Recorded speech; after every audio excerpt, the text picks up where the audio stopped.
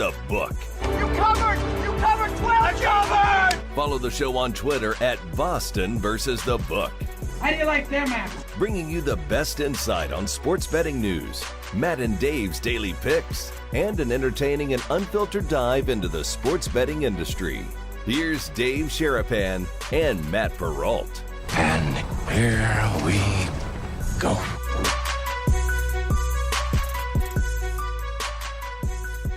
What is up, Brigade? How are you on a Monday? It is the Bostonian versus the book. I got back-to-back good night sleeps. Watch the fuck out today. Whoa! I'm ready to go today.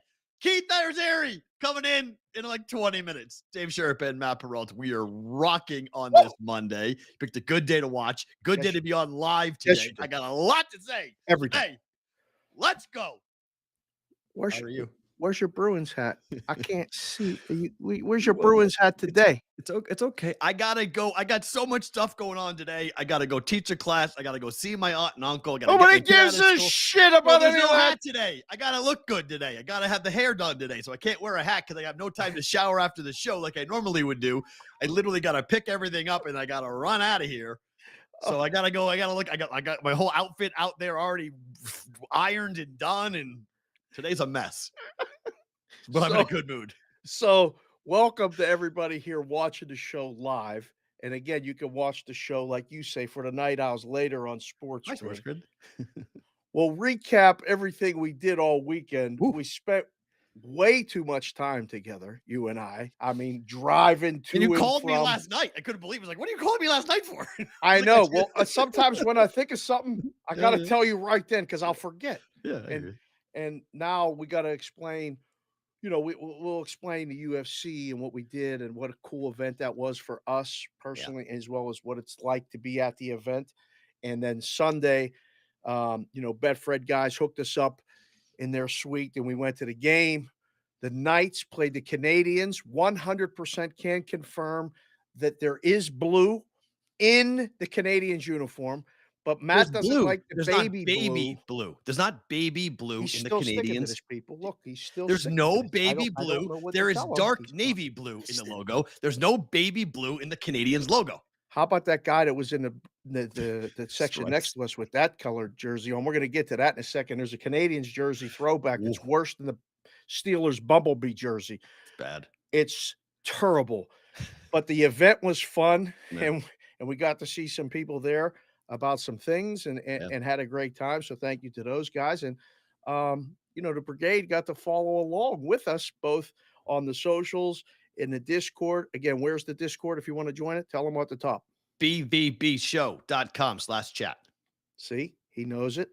He even knows the math, people. I mean, he does. He knows the fucking I'm not math. good at it, but I do. That's fine. When I do it right, don't correct me when I do it right. There was so much fun, and we'll get to all of it. People had bets on, Saturday and on Sunday, but like sitting with you when the game went over in the hockey game was actually pretty funny. Like that was actually because you stood up in Vegas. Oh yeah. When the Canadians scored both their second and their third goal, and I'm like, boy, I'm glad we're in the box here because there's a lot of people looking like, why is he cheering? And then the guy behind said, under. did you have the over? Yeah. And he goes, oh yeah. And he's like, and the kid goes, oh well, I had the under, and I'm like, whoops, sorry. This is bad. Sorry. Whoops. Sorry. I didn't mean to step on your bet. Sorry. I had the over. Sorry. Yeah. That was fun because it's like there were people in there that like in Vegas that people understand at least, but like Vegas Golden Knights fans, I don't know. I've never seen like a Golden Knight fan get really angry. It's nice. Like when you go as an opposing fan, it's really a comfortable environment. No one really talks a lot of trash. It's how it should be. You go to a game, you enjoy yourself. I cheer for my team. You cheer for your team. Whoever wins, wins. I can't believe, and I'm going to save it for the best thing about today at the end of the show about the trip to the bathroom. When I was in the bathroom and I heard the conversation outside the bathroom, I'm like, this cannot possibly be happening. Yes, this cannot possibly be happening. But you might be the amount of people that are coming into our lives. Yeah. Not just from Boston, not just from Pittsburgh, where we're both from, and not just from Vegas where we live, but we're sitting at the hockey game. And the guy, Brent, that went to Alabama, and he had a friend there who also went to Alabama, and you guys are comparing. But hold on, and then the third person was from Iowa. He worked for Iowa State. He worked for Fred Hoiberg when TJ Otzelberger was there. Yeah. TJ Otzelberger, former coach of UNLV, but I met TJ when he was in Des Moines under the Greg McDermott staff. Yeah. Then Greg went to Creighton, and Greg McDermott, currently the head coach of the Creighton Blue Jays. So just to tie the whole thing together. I was like, this can't be happening. I turned around. I said, are you guys just making this shit up? Like, seriously, It's fun. And we talked about Alabama. We got to hear about stuff then. And now we started talking about basketball. Sports are tremendous, man. It brings us together in so many ways, more than the bets. I keep telling people that it's more than the bets. The bets are the icing. The sports is the cake. Is there a drink, people from Pittsburgh, like Yingling? Is Yingling like, does everyone drink Yingling in Pennsylvania when you were growing up? When I was growing up, it was Iron City. Okay. Iron City beer. Everyone from Iowa drinks Bud Light. Our boy was crushing Bud Light. See, I've never seen anybody, the Midwest, Nebraska and Iowa. I would love to find out what per capita Bud Light sales in Iowa and Nebraska actually account for their overall generation of revenue. Did they sell the beer at the Come and Go? Oh, yeah. They sell the 24 suitcase that I've seen my friends take double handle out and come out with double. They call them blue yummies. Blue what? Blue yummies. You get a yummy at the Come and Go? Yeah. A blue yummy at the Come and Go. Can't wait to go visit the Come and Go. Bravo Camp, if you're there, you better pick me up at the airport if we come to Iowa. I'm telling you right now. It's just, he was drinking. I just started laughing. I was like, that's all you guys drink. You guys hammer Bud Lights. Absolutely. When, like this weekend in Kansas City, the Iowa State fans will drink KC dry of Bud Light. Really? Straight up. Yeah, they will drink the whole city dry. There'll be none left when they leave. How long Iowa State fans stick around in the Power and Light District in Kansas City, they will drink the town dry of Bud Light. It's a riot. Wow. It's the go-to drink for Iowa State fans. There's Miller Lite, there's Coors Light, and there's Bud Light. And Bud Light is the Midwest thing you're saying? Bud Light is what they drink. Yeah, they kill Bud Lights for whatever reason. That's their drink. Okay. Either it goes down smooth, or it's good for tailgating, or it's good with barbecue. I don't know, but that's the Nebraska, Iowa beer of choice. Especially guys, Iowa. If you're in here watching the show right now, put if you had to pick one of the three, is it Bud Light, Coors Light, or Miller Light? Just put it in there. One word. I don't need no explanation. I'm a Coors Light guy. I would go with the three. Coors Light is the worst. No, not in the summertime. It's not. Coors Light's great. On a boat, Coors Light's great. My God, I can't drink beer anymore, so I have to drink liquor. So that's what I drink. But I'm required to drink the hard stuff. But Chicago, Konowinski says Chicago is Miller Light. Interesting. Yeah, I don't know. Well, isn't Miller Light a Milwaukee thing because it's made in Milwaukee? Miller Light, yeah. I'm surprised Chicago would go down that road. So I figure Chicago would taste great. I don't know. I've never been drunk via Heineken. I think it's impossible. Really? That Heineken? I don't know. At least a taste after. Heineken Light, you ever had that? No. Don't. That is Why? That is not a fun drink. Isn't Heineken enough? What do you need Heineken Light for? Agreed. Oh, Busch Light's there too. No, it's Busch Light and Bud Light. I mean, people I know drink a lot of Bud Light, but Busch Light's definitely one of the two too. Busch Light. Depends if you're a NASCAR fan. NASCAR fans, Busch Light definitely is a NASCAR fan thing. Yeah, that's definitely. But the blue yummy is Bud Light because it's blue. Busch is also a little bit blue, but the can's more blue for Bud Light. So both of them. Yeah. Bud Light and Busch Light. Shout out to Timmy Baseball, Timmy Santos, and Big Irv Gotti. Happy birthday to Big Irv. Nice. He's up there close to the 80, fighting every day to stay alive and fighting every day to just live another day. I just wanted to recognize both him and Timmy. We are going to play golf. I told Irv G, I said, we're either going up there. They want to come to Vegas, do one last trip together, father and son, he said, and you come here, man, you got a round of golf on me at 100%. Beer sucks. End of post. Beer milk. Fair. I can't. I love beer. No, I love Do beer. you? I can't drink it. It sucks. I can't drink I it. had to have one yesterday just to not have another damn Diet Coke. I I know. felt like between the UFC on Saturday, There's we were water, there the whole day. There is I water, drank by the more way. water and Diet Coke on Saturday. I felt like a balloon when I went home. And then on Sunday, we show up at the game, and I'm like, oh, they stocked this whole thing with Yeah. regular Coke, regular Sprite, and Diet Coke again. I'm like, all right, I had a couple waters and I had to go to the bathroom. And then, of course, I started again. I'm like, more Diet Coke. So between the second and third period, while they were shooting that thing in between periods, I said, you know what? I'm going to have one Bud Light. Jessica, if you're watching, I only had one, and that was it. So leave me alone. I was only There you one. go. It's fine. There you go. Nice. So let's start with UFC 285, Saturday It night. was awesome. Incredible event. Really good fights. The books got killed all the way up until Valentina Shevchenko got submitted by Alexa Grasso. Grasso. New lightweight champion, Mexican's first ever born female lightweight champion in the female division. Unbelievable. So now you got 3 Mexican fighters who have all held the belt now in UFC history. The whole thing was wild. We watched Jake Gyllenhaal shoot a couple of scenes for his upcoming movie. We were up in the crow's nest. Not USADA tested, but looks great. Looks Best great. line of the night by Not USADA Dana approved. White. Dana White said, not USADA approved, is what Dana White said. Not Yeah. USADA approved, yes. Yeah. Oh. He is not natural. I don't know what he's taking, but he's taking something. He's absolutely ripped. I can't wait to see the movie, but I'm finding, like, I don't know. We'll see what the storyline is going to be for the remake of Roadhouse, but UFC is heavily involved with it. They shot a ton of scenes throughout the weigh-ins and the press conferences and for right in between the fights, Perrault. Well, between the main card and the prelims is when they shot the scenes in the octagon. So if you were watching the pay-per-view, they started about 10 minutes late. And we're like, why is our 10 minutes late? Because they did a couple of scenes in the actual octagon for Jake Gyllenhaal and whatever dude he was fighting, some, champion or whatever. But it was the first scene they did at the press conference the weigh-in, sorry.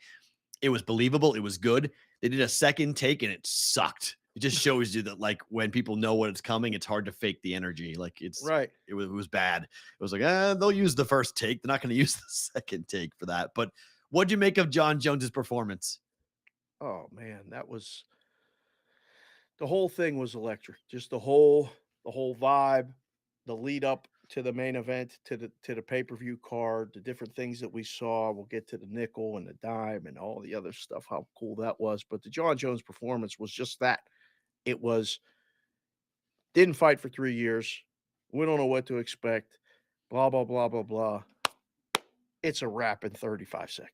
Easy work. It was awesome. I mean, it was awesome. The vibe, by the way, we were so high up. Like, I told you. To the point where, like, if you lean over, you get a little queasy. You're like, man. That's not what bothered me. What bothered me was that while you're wearing a beanie, people might be like, why is Dave wearing a beanie? It was subarctic up where we were. It was so cold where we were. It was unbelievable. The coldest I've ever been at a UFC event. And I don't really know why, but I think it might be the temperature outside was really cold. So that's why. I don't normally go to a UFC event when it's 35, 40 degrees outside, but it was frigid. You had to keep going. It's so funny, guys, because we were sitting next to each other and there's a whole row of people, like single seats lined up, with working station in front of you, but it's just, it's press row. I don't know what it's called, but media deck is what they call it, but row, whatever. But you had to keep getting up in between fights and like washing your hand, blowing on your hand. It was freezing. I was getting up to go into the hallway to get out of the cold. Like I was actually warming up in the hallway. 15-degree difference between that hallway and 6 steps down to where we were sitting with that curtain, keeping that cold air in. I mean, I was doing this. Yep. Between fights, like blowing on my hands, like really trying to feel my fingers. It was cold. I couldn't believe it. It was the weirdest. I don't know why it was that cold up there, but then the favorites, you just start counting the favorites. Oh Lord. Ding, ding, ding. At one point, it was 10-0-1 favorites on the card at UFC 285. And you started texting people in the room, in risk rooms going, what is going on? So I was like, and we had Nikki on the show on Friday. If you Yeah. guys haven't seen it, go back and watch the show Friday. Nick Kalikas from, he's at Circus Sports as an odds maker, but he's a, UFC MMA guy.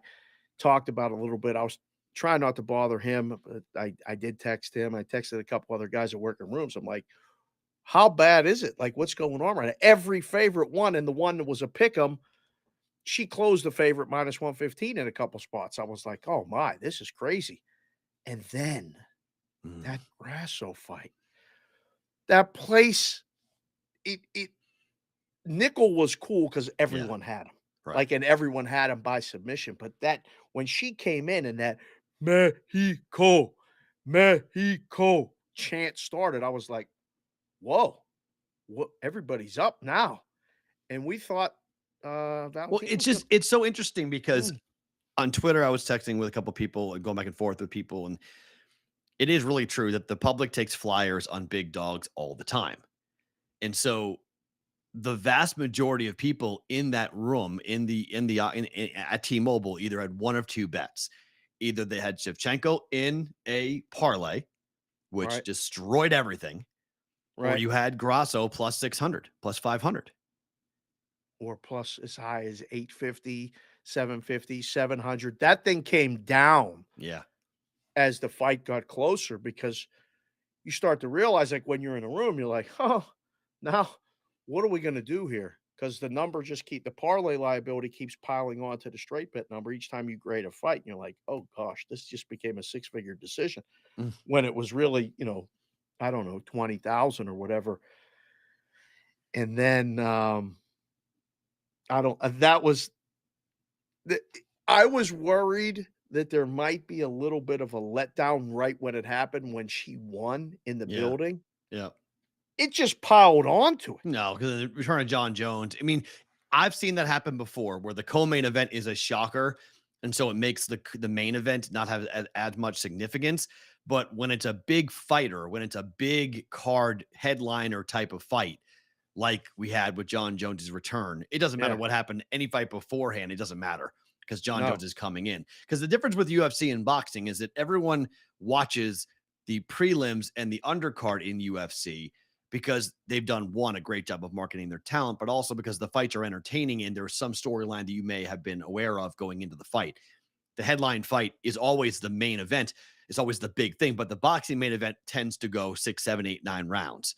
UFC, we saw it. It was 35, 40 seconds. It was boom, it's done. So all that buildup for John Jones, he gets Cyril Gahn on the ground and it's a wrap. It's just really quick and really easy. So that's the big difference between the UFC and boxing is you have to enjoy the entire card to get your money's worth. Boxing, a lot of times people just show up for the main event and that's it because it's 45 minutes typically to watch a boxing fight. So, I mean, John Jones looks the part of a heavyweight. We didn't see a lot. We don't know how he hits. We don't know if he can take a punch. We don't know if his cardio can stand up over 4 to 5 rounds. He's going to fight Stipe Miocic. We know that because they called up. But John Jones made the revelation in the post-fight press conference that stunned me. Remember when John was having the tape on his toes? Yes. He said in the post-fight, because we had left before Jones talked. We heard Dana White speak, and then we left. John Jones came in much later. He said that if they didn't let him have his toes being taped and he used a different tape this time than what he normally uses, he wouldn't have fought. Like he would have walked back to the locker room. The Nevada Sports State Athletic Commission came in and said, look, you can't tape your feet. And they compromised. He said, well, I'm not fighting then. And they compromised by saying, fine, your toes can be taped, but your feet, your foot, the ball of your foot or the base of your foot cannot. That was the compromise they made. But he said, if they had taken the tape off my toes, I wouldn't have fought. I was like, wow, because he broke his toe in the Chael Sonnen fight, and he almost lost that fight. Oh, so he's very specific about not wanting, because I mean, you break a toe in the octagon, it sounds like nothing, but you can't stand. Break a toe, period. That shit hurts. You can't stand. Fight with it, right? You can't fight with it. Oh, right. So he was like, because John kicks, and part of the big part of his weapon is being able to kick. So he was like, I wouldn't have fought. He's like, I would have walked back to the locker room. He was like, wait, what? John Jones there would have been a damn riot in that building had he not fought. Over tape on a foot would have been significant. So that was the big like woo moment of that one. Whoa. So obviously favorites come in, but the Shevchenko fight obviously disrupted a lot of the parlays. Yeah. Your Penn State guy, Bo Nickel, had a whale of a performance. Whale of a performance. I'm just going to say this because the brigade's been coming at me for the whole weekend about saying he need him in the groin. I believe Bo Nickel. Bo Nickel said he need him in the thigh. He didn't get him in the groin. We didn't see the replay up where we were sitting. I've seen it 15. I've asked everyone on the brigade. They're like, it was a low blow. Like, okay, show me the replay where Bo Nickel hits his opponent in the groin because I have not seen it yet. I've seen it looking like it's low, but I haven't actually seen a cut that shows me he actually got hit illegally, no matter what the staff or the coaches are saying about his opponent saying he got robbed. Pickett's coach is like, we're going to file an appeal with you, with the UFC and with the Nevada State Athletic Commission. Yeah. Go ahead. You lost. Yeah. It looked like a low shot. It when it happened, I was like, oh, he got him right in the balls. I mean, right, it looked like it was right in the nuts to me. I don't know. It looked low, but it looked like it didn't look illegal to me. It's hard when one guy's tall, one guy's short, and you don't. I mean, and listen, we saw that one fight where it was multiple times afterward. We'll get to all that more later. But the Penn State thing was cool. I was getting texts all over. And I said to you right before that fight, I'm looking at the numbers, and that thing steamed up to minus 20 to 1 or minus 2,200 in places. Yes. Uh-huh. Yet him by submission was only minus 155 or 160. And I was like, wait a second, I'd fire somebody in the room because he only had 3 fights. They were all submissions. He's going to submit the guy because he's a wrestler. He's going to put him in a position like Bellamere put me in 5 years ago in between games where I got to quit. I got to tap. Stop. You're hurting me. And our guy's ready in the back. Do you realize that Irizarry has been working out probably for an hour? So he's all pumped up when he comes in. Like he is going to be so swolled up. He's all swole. Man. I mean, he walks around swole all the time anyway. But holy crap, the brigade is not. I don't know if the brigade is ready for what they're about to see, and he unleashes. It's going to be unbelievable. Let's go ahead and bring ready our now? friend Keith in. Yeah, I would say Irizarry is kind of a big deal. He's Robert Saleh, for God's sakes. I mean, he's. Wow. Hofstra. Wow. Look what I got for you. I got one of those too. Look at this. Yeah. Oh, we'll get to that, Hofstra. Is it? Wait, we'll just start with it because he's wearing the hat. Is Hofstra playing in the conference tournament quarterfinals today? Oh, did you just have that? What? You stay right here and answer the question. Oh, okay. Oh. Okay.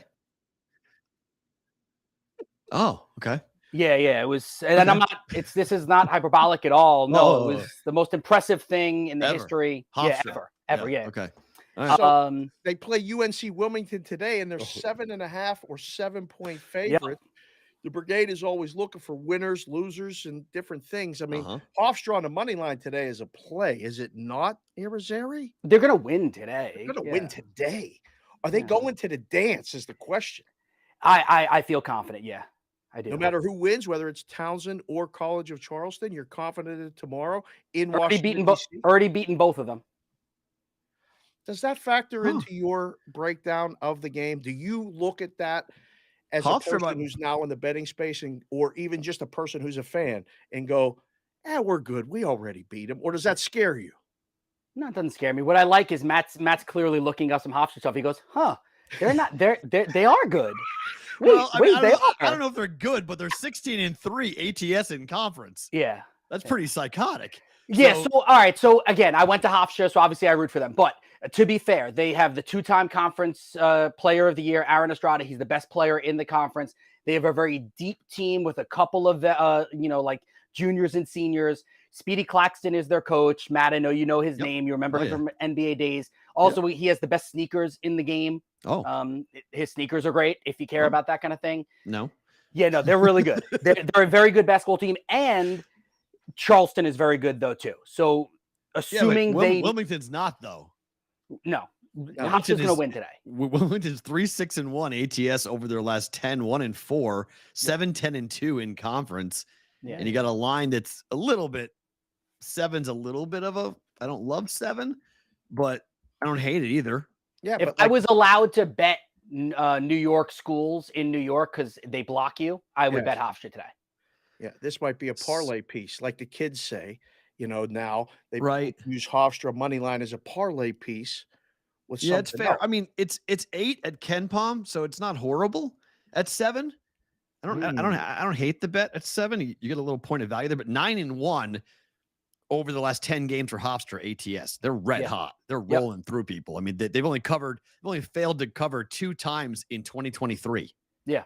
That's crazy. The whole year. They're really good. And actually they ended up playing about 4 or 5 games without Aaron Estrada in the lineup. He had, it wasn't COVID. I think he had the flu. And so he missed a few games. They were very cautious with him. Then he turned an ankle, missed a few games, and they've been fine. Yeah. I would say this, and Dave, I think I told you this last week. Assuming they get to the championship tomorrow, and if they beat Charleston, which I think is going to be a very good game, I think they are a live team to potentially win a game in the tournament. They'll be a 13 seed. 13s can beat 4s. 4s are where you get some of those big conference teams that weren't as good as you thought they were going to be. Yeah. Take a pivot here real quick. Oh, yeah, sure. You want to talk about something else besides Hofstra? I'm confused. No. That's fine. Listen, the Hofstra stuff is great, and we'll revisit it at the end of the show when we do bet it or book it, because I'm sure now it might be involved in one of those equations. But yesterday, another basketball team in the NYC played basketball, and I believe if the season ended today, they would be a 4 seed or a 5 seed. And I'm not talking about an NCAA basketball team. Talking about the New York Knickerbockers. Yeah. 9 in a row, Keith Irizarry. Mm-hmm. Is this team for real? And who did they beat yesterday? I cannot remember off the top of my head. I cannot remember. The Celtics, but hold on. Dave, you're trying to pit me and Matt against each other. I don't know if you... No, you are. You clearly are. I don't know if you know this, but I'm a 1,000,000% realist here, okay? Yeah. Do I think the Knicks can beat everybody except for the Celtics, the Bucks, and the Sixers? The answer would be yes there. I think they could beat those other teams. Are they better than the Cavaliers? I'm not sold yet, but I think they can beat the Cavs. I think they could beat the Heat. I think they could beat the other teams. They're not beating the Celtics in a 7-game series. They're not beating the Bucks in a 7-game series. And they could scare the Sixers, but they're not going to beat the Sixers in a 7-game series. This is an excellent season for the Knicks, Dave. Dave, I know what you're trying to do here, but this is a build season. You got your point guard in Jalen Brunson that feel comfortable going forward, that he can be a guy that can lead you to the playoffs, because he will. Julius Randle, when he buys in, is fine as a second or a third option. Unfortunately, he's cast as a number 1 in this team, which scares you a little bit. Okay. And I think RJ Barrett at some point is going to get dealt to try to get something better, because he's not living up to what they want him to be. No, it's a great season for the Knicks. And I don't use the word great all the time. It's a great season, but they're not one of those top 3 squads. It's interesting, because the Knicks are now 3-1 against the Celtics. Yeah. And I think people put too much stock in the regular season as to what happens. And I do. I think head-to-head matchups, I think Boston may be pushed by New York if they meet in the playoffs. I don't know when they would meet just based on the seedings to see where the Knicks will wind up and how they go. But where are you just in terms of the Western Conference? Are you a buyer for the Nuggets, or do you think their team is overhyped and overrated? So I actually think they're underrated. I mean, if you look at the money for them, I mean, it's what are they, plus 800 or plus 700 right now, whatever it is. Yeah. And the Suns, Dave's Suns, because he's a big Phoenix Suns fan, he always has been forever. Have really jumped ahead of them all time. You go back to the Kevin Johnson days, I know. Yes, I do. I would lean Suns out of the West, barring anything injury-wise catastrophic. I think the Suns are the best team going forward. But I think the Nuggets are really good. I mean, Jokic is going to win his 3rd MVP, whether you agree or not. He's going to average a triple-double, and it's going to be historical what he's doing. Joel Embiid is probably going to fall 2nd again. You're going to break out the Kings. The Kings are fun, but they can't stop a team playing against them if the 3 of us were in the lineup. Hold on. First of all, I don't even know what position you would be on the floor. You would probably be the point guard, because you have to be in charge of everything all the time. Me, I want to be off the ball. I'm a 2. Oh, good. Okay, good. That's good. Yeah, I'm one. That's good. Yeah, we'll work out. Matt's Talking Matt's about going to run the Perrault. one. You're a 4. I'm putting you in the paint. You got to Me? bang with No, people. I'm Yeah. a paint. Nah, I've always been a 1. I'm a point guard. What? I rebound as a point I just guard. want to. I just want to jump over people. That's what I do. I'm like Russell Westbrook. I can run, jump, rebound, can't shoot. Okay. All right. So we've established all of that. Mhm. I'll handle the ball and I'll call the play and I'll give you guys the ball. That's You'll all. handle the I'll ball? make some assists. Yeah, I'll handle the ball. You know it's not hockey, right? Yeah, exactly. It's a basketball. You have to We'll dribble. get to the hockey in a second. It's not a puck. It's a You gotta We'll be basketball. get to fast. the You gotta run. hockey in a You gotta be able to second. run. Are you a bucket? That's all I need to know because Am I now a we've bucket? had this- No, you're I'm not a bucket. I'm more of a defensive guy. I'm annoyed the hell No, out of you. he means he's using the kid slang word for bucket. Yeah, no, I taught him that. Oh, you taught him that. Oh, okay. Oh, did. there we go. Dave, you want to peel back On the Moose curtain and to last Keith. week? On Moose and Keith, he insisted that he taught me to bucket and Insisted? No, I did. Be honest to the world right now. I see what you're doing right now. You're taking over the BVB right I'm now. just saying, be honest to the world. He's You've got the brigade here. You're gonna lie to them? Amen. The All you, chat is Keith. rolling Amen. all over the place right now. They know the truth. I are don't the see the bucket. chat on my end. You are the Correct. bucket. Yeah. Oh, when you watch this back, they're flowing Okay. right now. They love the KI. All right, Um, good. I love it. I love you all. Yes, you're doing a yeoman's work. It looks this is crazy. Perrault is Ben Simmons. I don't even know what that means. D Weezy. That's not a good I look have- for That's you, not a bro. I good don't look, and have I'm not Ben Simmons, okay? But I would date his roster though. His roster is pretty impressive. Are you talking title shots? Are you His talking roster. title shots? What is If wrong with you? if I'm taking anything from Ben Simmons, I'm taking the roster. His roster. Stay focused. Stay focused. All right. So all this basketball talk is one thing. Keith Irizarry, you work for NHL Network. You work Correct. for MLB Network. You're a Yes. hockey guy as well as a baseball guy, in addition to being a dad, a husband, and a really true Penn State by are. marriage. We are Penn State fan. Yep. This hockey stuff. Are we I gonna mean- do this hockey? Is that where you go with this? Are you Chance the Rapper right now? I just he's on SNL. Yeah. Let's do this hockey. Can you turn around so I can see your name? Are the, It's an S, a K, and a J. Are the Yeah, it's not Bruins help going to me. win the Stanley Cup? Please say that somebody's going to beat them, please.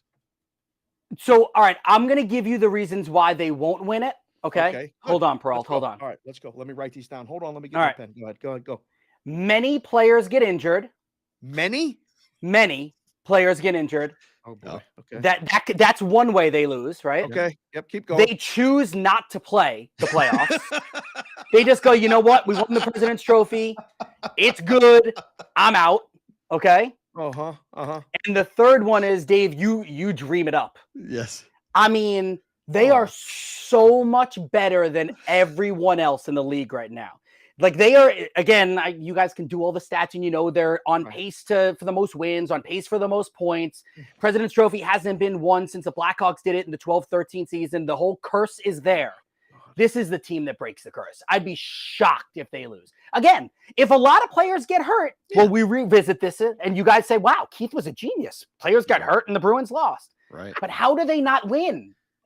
So on the other side, this is where I think the interesting bets come, because I'm with you. Okay. I think the Bruins are going to win the East. I think we showed all the Ranger talk. All everyone's like, here comes Patrick Kane. Yeah, they got slapped and sat down like they should be over the weekend. They added a player that doesn't do anything to make their team better. Right. It makes what they do well already better. Right. That's So it. redundancy. Yes. And I'm not a huge, I like Gerard Gallant, but I'm not sure his style can beat the Bruins.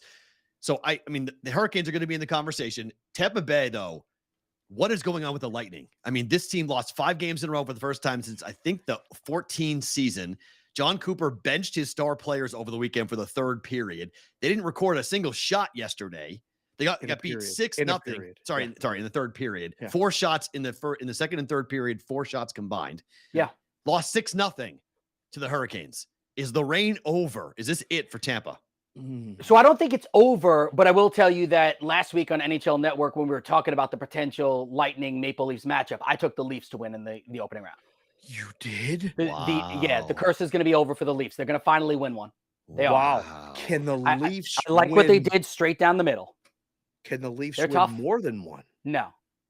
No. So I don't see that happening because they're going to hit Carolina or Boston, one of the two. Yeah, they're not beating one of those two. Yeah, so the second round they're going to hit Carolina, Boston. And I would probably take the Rangers over the Devils in the opening round because I believe in Shesterkin a little bit more. I think that the Rangers would be able to be a little bit more physical with the Devils as well. I think that's a toss-up series that could go the distance, but I'd probably lean that way. But you were leading me to the West. We could. Well, I was. We can bet every game. If it's Rangers Devils, we can bet every game over. Just bet every single game over the total because we're gonna make, as odds makers, we'll make the total lower in the playoffs, and those two teams, the way they match up, will be fun back and forth hockey. Every game will be set at 5.5 or no? It will start at 5.5, but it will go to 6 after the first two games go over. Somebody's going to say, all right, stop, because there's going to be a 5-4 game in there somewhere, or at least a 4-3, something like that. In the West, though, and we're going to talk about, like prices for Connor McDavid to win the MVP, the Hart Trophy. I mean, he's going to win it. It's a formality at this point. He is the best player in professional team sports. Ooh, that dominant. Name another player in any of the team professional sports that is that much better than the next best player. I don't know if there is one right now. There isn't. You're right. Shohei is miraculous, but he didn't win the MVP last year, right? I mean, because Judge did something that was generationally great. It won't happen again. Right. Give me another player. Basketball's up in the air. It's Jokic is going to win the MVP, but most people believe Giannis is the best player in the NBA. Fair. Right? And football, it's Mahomes, I guess. I mean, the betting numbers prove you to be correct. I mean, the numbers are ridiculous. Well, guys, if you're in the chat, you can put in, if you have anybody that you think would even come close to Connor McDavid, put it in the chat. But is that enough to win the West?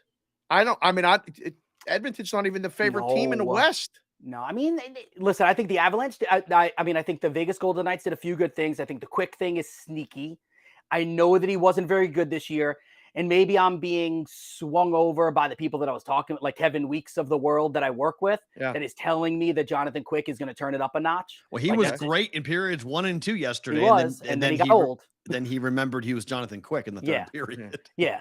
I mean, I think Vegas is decent, but I think Colorado, if they could figure out how to stay healthy, and they haven't been able to. I mean, Landeskog is going to come back for the playoffs probably. It's essentially like picking up a borderline all-star as a free agent. Right. Rantanen has been the best player on that team while they were waiting for McKinnon to get healthy. McKinnon came back, and now he's the best player on the team.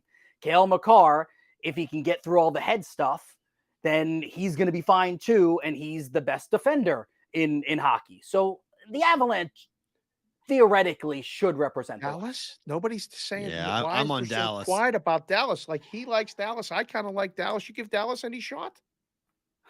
I mean, maybe because I was stuck watching the Dallas Stars in Dallas lose a 3-0 lead to the Blackhawks. I was at that game 2 weeks ago. So I kind of fell out of love with them. I mean, Ottinger's an awesome goalie. Very fickle. I don't know. I mean, I like Dallas. I don't love Dallas. I think that's the thing about the West, right? Like, do you love anybody in the West? I like Dallas to come out of the West. I think it's Dallas-Boston in the Cup Finals. That'd be a good final. Yeah. That'd be a really good final. But if I said this, who's the best 7 teams in hockey right now? Is Dallas one of them? Yes. 7 teams. Yes. Wow. But the other 6 are in the East, right? No, that's biased. You're an East Coast bias. What are you the talking about? Dallas and Colorado are both in the top 7. Right. I don't think Dallas is better than Colorado. I would have Dallas as 8. Wow. Okay. When we come to the playoffs is what I mean. Are you putting Toronto over Dallas? I am. Oh my goodness gracious! What are you doing? Come on, they got to win a series, Ki. Don't they? Come on. They're gonna be fine. What are we doing? They're gonna be fine. I don't know. This was the guy that told Matt. I told you that the Patriots were going to struggle this year. Look, he did the thing. He raised his arm up and did. The I did not. Yes, you did. You Perrault can do it too. You went and did the thing right there. Did you see Perrault's boxing videos the other day? Oh God, we haven't even discussed that. I know. He was there. A little feign there. Start here, boom. Pop. Set up the shot. The whole thing. 30 seconds to shut up the shot. What are you talking about? It's easy. It's easy. Dave, athletes like Matt and I, it doesn't take long to set up the camera shot. It just happens. Listen, I know you got to go, so I'm going to ask you one more question. I can give you 2 or 3 more minutes if you need me. Well, all I need is 5 seconds. Okay. Can you show us your abs right now? Your mom's I'm not watching. doing it. No. What are we doing? What do we do it? What do we do? Dubsy with his shirt off and now Keith I'm with good. his abs? No. Listen, Come This is see on me at national the beach, you're TV. good. This is on national TV, by the I way. I know. understand. No. But the man is sculpted like Jake Gyllenhaal. Maybe not on the same stuff. USADA? Wait, what? Yeah, but Irizarry's all natural. And All right, the hold man on. works. Let me I'm ask- also hold on. closer to 45 than I am 40 now. So there you go. This is a real question. Are the Jet fans really thinking they're getting Aaron Rodgers? I think the Jets fans are thinking they're getting Aaron Rodgers. Yes. Stop. I love it. People. Seriously. And I've been joking a Are lot you with for Moose that? on this. I don't care. Who cares? I'm not a Jets fan, so I don't care. You're the coach of the team. Okay. Yeah. If I'm gonna play that role, then Yeah. yes, we will be getting Aaron Rodgers. Aaron Rodgers will be again. If you make me play that role, I don't know what's gonna happen. I think it's gonna be funny when they end up with like Ryan Tannehill, Yeah. or a Baker Mayfield, Yeah, I agree. or Geno Smith. I agree. Yep. That's gonna be funny. Gino ain't coming back. No, They he's staying didn't with write Seattle. him back. He ain't He's coming staying with back. Seattle. Hey, they wrote me off, but I didn't write back. But when the Jets called me, I called them back. Hey! Keith, you're the best, man. Thanks for on. I love you Appreciate it. guys. All Jets are time. the Keith best. Irizarry, MLB Network, NHL Network joining us here on the Boston. Later, University boys. Book. Good stuff to get him on the program. Always a ton of fun Chat's going nuts. to get him on that. That's phenomenal. Yeah. Make him try to take the shirt off. What are you doing? No, My the man I know literally he got is, but, like, asked. what are you gonna today. do? The man got asked today by Moose Yeah. if he had abs. Okay. And his face got red because he was slightly embarrassed because he has abs. The man Okay. works out like a fiend. He's physically sculpted. This is what he does. Like in between shows, he gets a quick workout in. It's great. I'll call him late night and he'll be like, "Hey, give me 15 minutes. I'm finishing something." And like he had a shoulder injury Yeah. a while back, and he's made it like he's how like listen to David Goggins and you Yes. read. Yeah. He's one of the strongest dudes that I've really met in the last 5 to 10 years, and he's working out. That's what he does. Mm. So as a way of coping of, he's running the gamut right now with the kids. They're coaching. He's not coaching. He's the dad that goes to the gym and watches, but he'll go basketball here, lacrosse here, all this other stuff. He's a cook. The dude sends me pictures. He makes the dinners for the family. He does all this other stuff. And today Moose asked him, "Do you have abs?" And I so wanted him to just reach up and go, "These abs?" And he didn't do it. And I was giving him an opportunity to do it. It's hard to do it, man. It just, how the internet is. You got to be careful with that. True, stuff. very become true. Become a meme all of a yeah. sudden. You can't give them that much material to work with. You got to be a little Sometimes bit you got to careful. keep them guessing, Perrault. Yeah. You got to keep them guessing. There'll be Yeah. a time and a place for that. In the meantime, he's on NHL Network. He's on MLB Network. We're working on some stuff. He's got a rep Hopefully, to uphold. we're going to do more stuff for MLB. Me Do and him. Nice. And it's always a blast having him on. Absolutely. Calvin Ridley's been reinstated, by the way, breaking news. So the NFL has decided to What? 1 year The guy that suspension. put all the bets in? Yep. Ridley, who has been suspended indefinitely since March of 2022 for violating the NFL's gambling policy, is eligible to participate in all team activities effective immediately. Calvin Ridley, welcome back. I need the power of those people. That's strong. They must have had some people say to the NFL, "Hey, hold on here. What are you people doing?" Jaguars have a guy. Wow. He's probably pretty angry about missing an entire year and losing $11 million. So what about all those people that buried the guy for making parlays? What are they going to do? Are they going to Why? acquiesce today? No, he lost a year. He's been on since March of last year. He served a 1 year suspension. Wait, it's been a year since that happened? Yes. That was last March. I thought that was just in the fall. No, it was last March that he was uncovered. The 1 year suspension kicked in. He lost $11 million, 1 year suspended. Keith just sent me a text. Awesome stuff. Fun times as always. Thank you, man. Thanks for Appreciate it. joining us, Kay. I really appreciate it. So- Wow, that's a fast year. Mhm. I thought that happened in the fall. He got No. suspended in the fall. But the Jaguars have a guy now who could really help their offense. Who's probably pretty angry and pretty incentivized to go out there and play pretty well this year. So Ridley is back. He can now be at minicamp. He can be at training camp. He can do everything with the team. So Calvin Ridley's 1 year suspension is over. So Damn, son. yeah, it's Wow. not All right. not great, but he's back. So that's good for Calvin Ridley. All right, so let's get to the Bo Nickel thing real quick because we were talking about it quickly, but I just want to circle back to it. Yeah. You know, Penn State, Big Ten fans, Pennsylvania, normally we're watching basketball and football, right? So here is a UFC fan. Somebody asked me did you hear it? I didn't hear any "We Are Penn State" chants in the building. Did you? Mm-hmm. Do you hear it? Mm-hmm. Oh, I didn't hear any. Someone asked and said, "Hey, do you guys hear that chant?" It came through a little bit on the TV. You were out in the hallway looking for the coffee. You'd gone a long time without the coffee Oh. in between. That was the lull between the regular broadcast and the pay-per-view. He was the first pay-per-view. Yeah, correct. Yeah, he started it. Right. So then Gyllenhaal came out and they started shooting that shot. Yep. And then you're like, what are they doing? This is this. And that. You went out. Yeah. And you were walking up and down the hallway trying to find something warm to drink. No, I was just trying to find food, actually. That was the food trip. I wasn't cold yet at that point. I was hungry. That was the food run. Yeah, okay. the food run. That it was unsuccessful. So when the movie people went away, they knew that Nickel was coming out. That's when the We Are Penn State fans started cheering and stuff. And that's when I put the beanie on. And so it did hit. I was getting caught up in it. Yeah. I heard it. Very cool. This guy could be the next big thing. I don't think he'll ever headline at Allegiant Stadium. I think he's got very big, ambitious goals. And I love that. But come on now. It's the style of his fights. I don't know if that's going to lend to carrying a card. But Habib did, though. I mean, Habib mauled. If you maul people want to see you maul someone. They don't care whether it's a knockout or a submission or a ground and pound. They just want to see somebody get mauled. And that's exactly what Pickett got. He got mauled by a very talented, energized, exciting young fighter in Bo Nickel. Yeah. And I think there is going to be, now it's time to move him up. He's on the fast track. I think people want to see Bo Nickel be tested now with a top 15 opponent. So we're going to see if he's in there with a striker or someone who has actual takedown defense. Okay, now what does he do? Right. Because he's 4-0 against relatively clean, cream puff type opponents. So now get him in there against someone who actually can play. This is what you were talking about while we were sitting there and how they're kind of setting him up to be a guy who could be pushed. The pro wrestling term is put over. I mean, they can put him over as long as he continues to do what he does.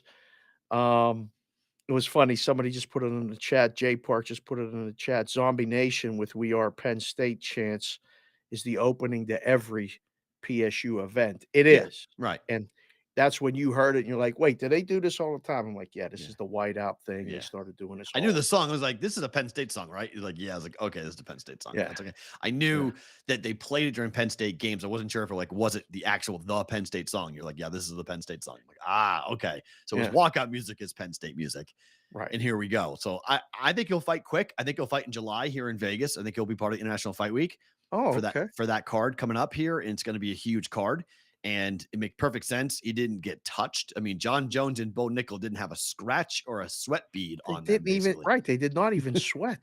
That's a hell of a gig. I mean, they came out, and the only thing, one of the frustrating things, while you're covering this is like they do those press conferences right after the fight. Right. And that's when I said to you, wait, do we got to go down and talk to Bo Nickel or listen to him do his thing and miss this next event? And you're like, no, maybe they'll do it after. They did it right after the fight. So we missed them.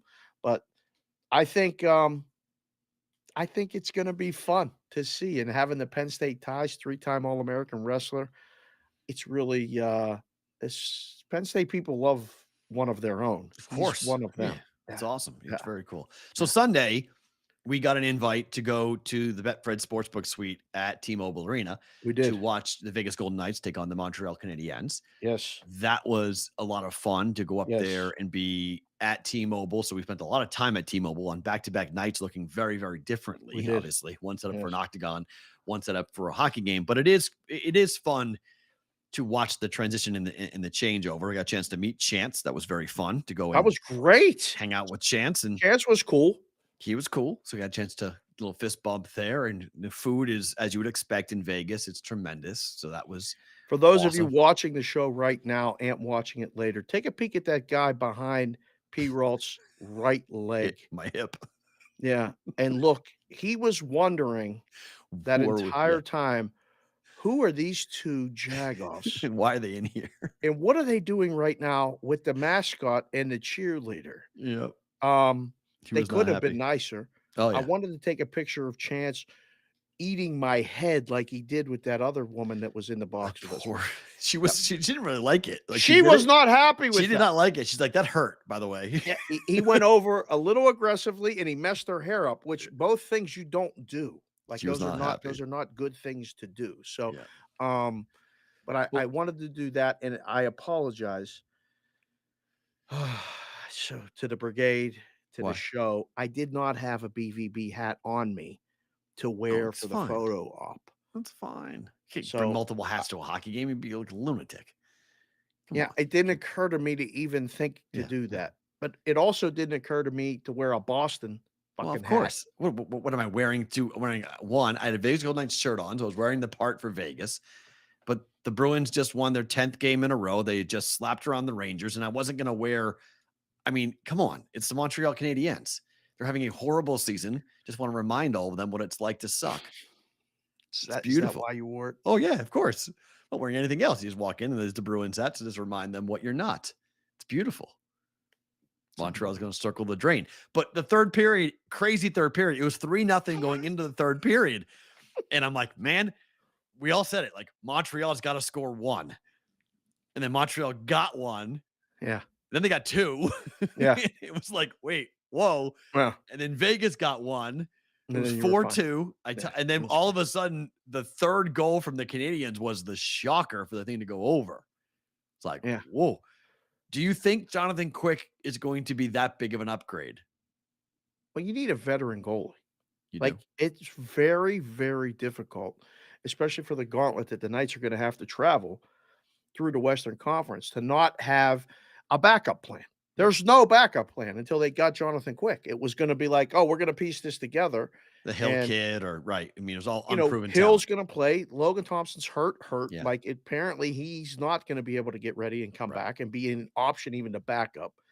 So they go get Quick, and he's had some bad games. I mean, his play has declined, but like he's down on the ice a lot. The guy's legs literally are like Gumby. I mean, he Mhm. still can do the splits, cover the entire bottom of the ice. Well, after the first and second period, like late in the second period when they scored, the Canadians were like, shoot it high. Shoot it high. He's down already. Just shoot it high. I mean, it's as simple as that. Sometimes we would go back to the bench and go, the guy's going down before you shoot. Just shoot it high. You may not be able to see it when you look, but just shoot it at the spot and he'll go down thinking you're going to go down. You go over his shoulder. And that's how they got those 2 goals. And I was thinking, oh boy, Yep.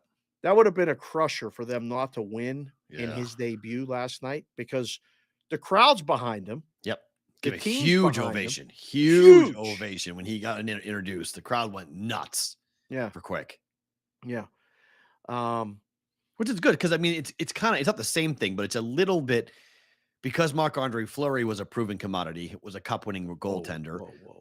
I'm not comparing the two, but like they know the fan base in Vegas understands what it means to have a veteran goaltender who's won multiple Yes. cups. Yes. That in the room he can talk to some of the young kids about what's going to happen and prepare them for what's going to be the series. I mean, I think Jonathan Quick's going to be the full-time goaltender for this team in the postseason. Bruce Cassidy plays veterans. It's one of the big knocks that he had with the Bruins is that he ran his veterans into the ground and didn't develop his youth, the young talent that the Bruins had coming up. He didn't want to play them. He wanted to play all the Bergeron and Marchand they could possibly. I mean, Chara was on the ice for a ton of time at the end of his career. And so I think he's going to ride Jonathan Quick. My gut tells me Quick's the goaltender in the playoffs. Wow. That's it's very possible. I'm not saying this can't happen, but it's I didn't really consider it.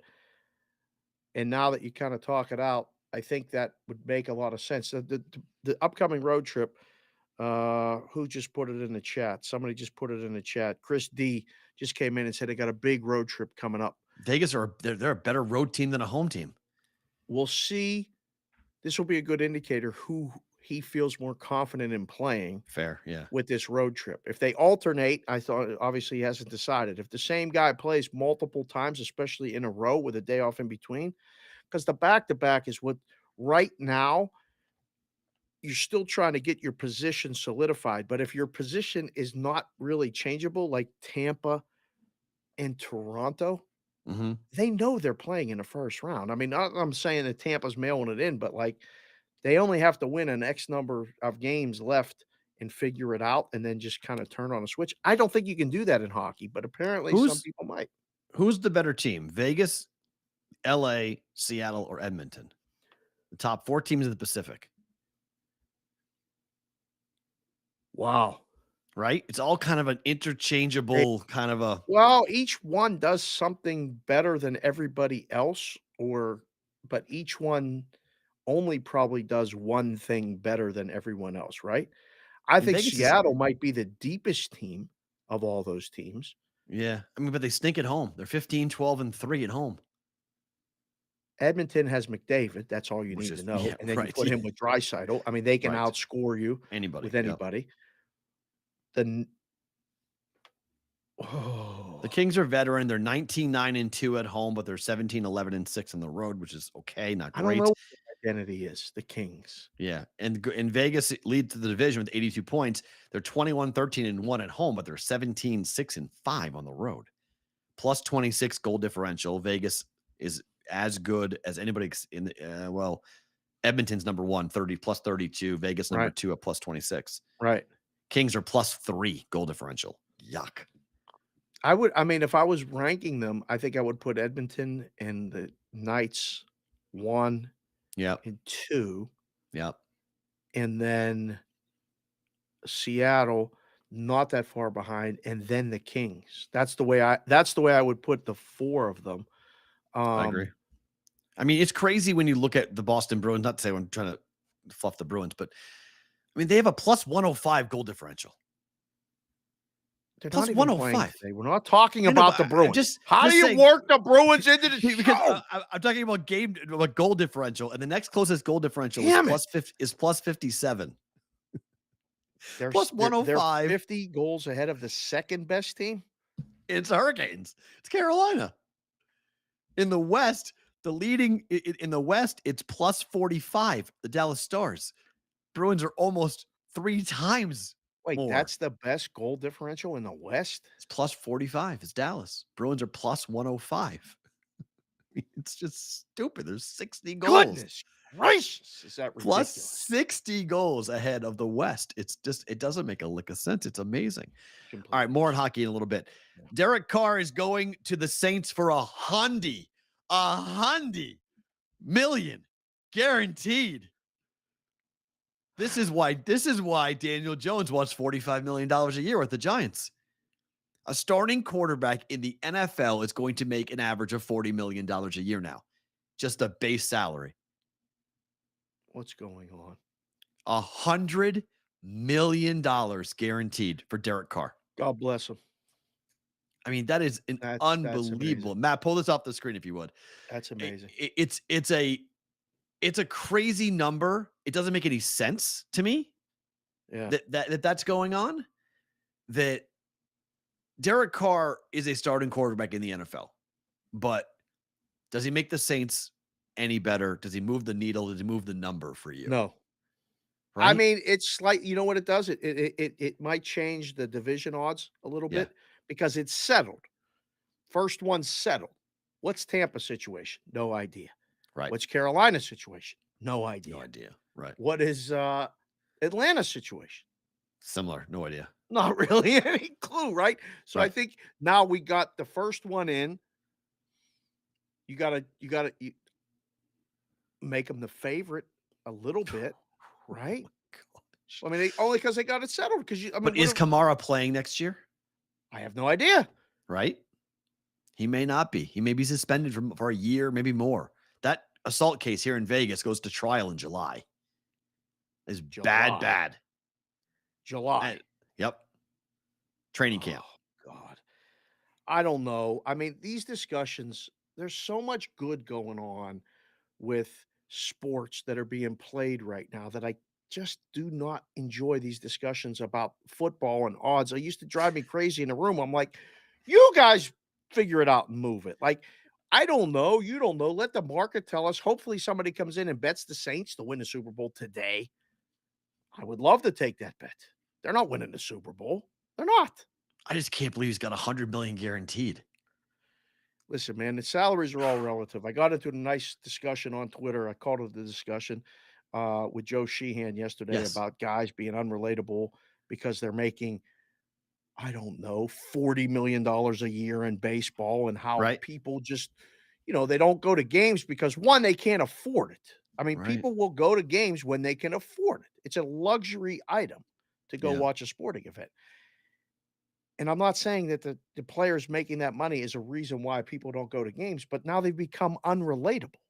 So Mhm. people are like, you know, I don't want to go. I mean, that guy doesn't, he doesn't even run hard to first. He makes 40 million a year. That's what people say. I'm not saying I say that, but They people used to say say that. that. I think from where we grew up, okay, I don't know how often. I never heard that in the South. I didn't hear that much in the Midwest. I heard that every damn day growing up in Boston. Like that Right. was the refrain for every Red Sox player, anybody that didn't run a pop-up out, anybody that didn't back up home plate, like the fundamentals of baseball, because we grew up in baseball towns. Right. That if you don't do the fundamentals because you're too good of a whatever, right? You make too much money or you're too special. Like if you're not working hard, people in New England, in Pittsburgh, they take offense to it when they say, "How much you make a year? How much you make for this game? What the fuck you doing? Get behind home plate." Well, I mean, So like they get very angry. They get very mad about people who don't either appreciate their position or work as hard as they should in the fans' minds. and it's hard to even say, like, I mean, why don't people do people not go to basketball games because the players make too much, or because they don't play? Like, they take nights off, like, do That's people part of the not? reason why, but I also think the NBA is a ticket that's depending on the market, is a little bit easier to get, a little bit cheaper at certain markets to go. Football tickets are outrageous. Baseball in certain markets is outrageous, Well, but you there's can only go 8 to a regular season games in the NFL. right. That's one of the strengths of what they have, is they have a Yeah, a limited number of number of games games. to go I watch. mean, because you can buy a Tampa Bay Rays ticket for $15 on a Tuesday. You might I be mean, you able to can buy it for 5. right. I mean, you can go. I mean, it just depends on the market and the team and the There's sport. yeah, there's markets you could go to a Major League Baseball game in certain cities. I mean, in Oakland, Oh, they'll pay what's it? you. That's what I'm saying. Like, they might, say, "Hey, I'll So go to the game. Can I get a voucher for food?" Like, right. who knows? They give them, and that's part of the. I mean, that's so like when people say these guys are spoiled or they don't go to games because it's too expensive. I get the point. It is too expensive, but it's also depending on the market and the sport. So circle it back. Is Derek Carr at $100 million too expensive for the Saints? Obviously not. No, he's not. I just don't think I would have give it to him. I wouldn't have guaranteed $100 million for Derek Carr. I mean, he's their starting quarterback. They believe in him. I think it's just what the market pays right now. If you're a starting quarterback in the NFL, you're making $40 million a year. Right. It's So insane. so That's the money insane. doesn't matter. Like, that's the thing. Like, the Oh, I've money. always said that. No, it's never my money. I don't care. I don't care what Right. these guys make. I'm never the one as a fan. Technically my money is going to that salary, but not really. There's a million other No. things that factor into it. So it's not my money. I only care if my team is investing a large chunk of the cap, which prevents them from doing other things. It's Right. all this big, pie, right? What cut of the pie are you giving to Derek Carr? And $40 million guaranteed it's a big chunk of the pie you're giving your starting quarterback, but that's just what the What starting are quarterback your gets. alternatives? That's what I always Yeah. ask. Like, when Right. people want to fire the coach, I'm like, okay, yeah, that's great. Who you hiring? Like, Right. are you going to hire either a really different person or a really, more high profile person? I don't care what those guys make. Like, everybody's want to spend other people's money and worry about Right. other people's pocket and all this other stuff. It doesn't matter. But like the Saints making this move now, it's progressive, proactive instead of reactive, Well, it's also right? before the free agent market opens, and it's before the Right. franchise tags come out Exactly. on Thursday, I think So it is. so I understand why, but I wouldn't you'll see the tweets probably if Twitter's still working. Who the hell knows what's going on with all of that? I don't know, but you'll see the tweets where they'll be like, the odds on the Saints to win the Super Bowl was 40-1 before they signed Derek Carr. The odds on the Saints to win the Super Bowl after signing Derek Carr are still 40-1. Some books dropped it, but not a lot, like 35-30. Exactly. Nothing That's fine. serious. Yeah. Nothing serious. Right. All right. Any problem with what Giannis did last night? This you texted this to us in our BBB thread, and then I saw a bunch of stuff on it afterwards. Giannis was asked about it after the game. It wasn't a small thing that he literally created a situation for himself to get a triple-double at the end of the game by intentionally missing a shot with 2 seconds left to secure a rebound to get a triple-double. Mm-hmm. Going over 9.5 rebounds was the number for Giannis last night. So if you had under 9. Yeah, this is one of those things we talk about off the air a lot. We talk about it on the show a lot. You're close now. You got a lot of official betting partners. You got a lot of things happening. And you watch a guy at the end of the game go throw it against the backboard, miss it, just grab it, and then go rebound. Will there be books today that will refund it? The triple-double prop? If you had it, you had under. Well, they'll pay it, won't they? I mean, if you they'll pay all the yeses. If you had a no on it, well, it'd be a bad beat, would it not? Oh my gosh! I mean, there's been somebody in the thread you sent said there's precedent for the NBA rules or the official scorer to take it away, make it a team rebound, not an individual rebound, because it was intentional, and they didn't do that. So I was waiting for that this morning to have a score correction to say we're not going to award Giannis that rebound. It's going to go down as a team rebound because he intentionally missed it. I can tell you this from a book standpoint. If they did that, it'd be a damn nightmare because then you would have to pay. Well, you'd have to pay both sides because you grade it that night and grade it. And then they come back the next day and say, oh, no, that's really not a triple-double. So everybody that didn't have, that had no on the triple-double or had under in the rebound number technically would file a claim. And then what are you going to do? Alienate the customer and say, well, the NBA did it. You're going to push it on them and get them mad at you, or you're going to just pay it. So I don't know. Again, it doesn't matter to me either way, but I was thinking from the standpoint of like, if we were in the room, like, wait a second, does that mean anything? Oh, that rebound pushed it over. That's whoa. Hold on. Now we got to check 8 different sites. Yep. To see what the official ruling is. And then we put it through. And I saw that's Worldwide Wob, who does an unbelievable job on socials and all these other things, said, wait, they have overruled that. And I was thinking, oh no. If they overrule this, we're going to have a lot of questions on our hands. Do you have a problem with it from a basketball standpoint? You do. I knew you would. Go ahead, Professor. Tell them why. It's not really, I don't have a problem with it. It's just, what do we care? I mean, Giannis should be caring about rings, not rebounds. Oh. Like, what are we doing? Like, why? Stat padding like that is embarrassing from the former MVP. You're the best player on the planet. What are you doing? What do you care if you have 9 rebounds or 10 rebounds? Are you that insecure? I thought Giannis' whole thing was his mental toughness. He's mentally, he doesn't listen to the nonsense. He doesn't listen to the garbage. He's just focused on himself, and that's it. Like, come on, man. That's a bad look for a guy at his stature. The boys in the chat said, Chef Benny, I didn't realize that the bench was yelling for him to get one. He did it for the bench. Soft on their part as well.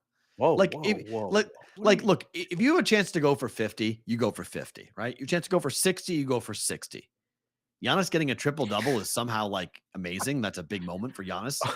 Austin just came in the chat and said the bench all had the over. Yeah, right. Exactly. Fair. That's a very great point. He's probably right. Probably all did. They're not betting the over. Why? They're in DC. There's a goddamn there's a book half a block from the there's a book in the building, sir. In the building. There's a book in the building. Yeah. It's a book in the building. We've both done the show that they do out of the building. Oh, they're out of there. Right. Okay. Yeah. Right there. I was trying to think. I know the Capitals play there. I didn't know I was trying to where the Wizards play there as well. Play. Yeah. I mean, bad. It's just a bad look all the way around. Just a real bad look. Yeah.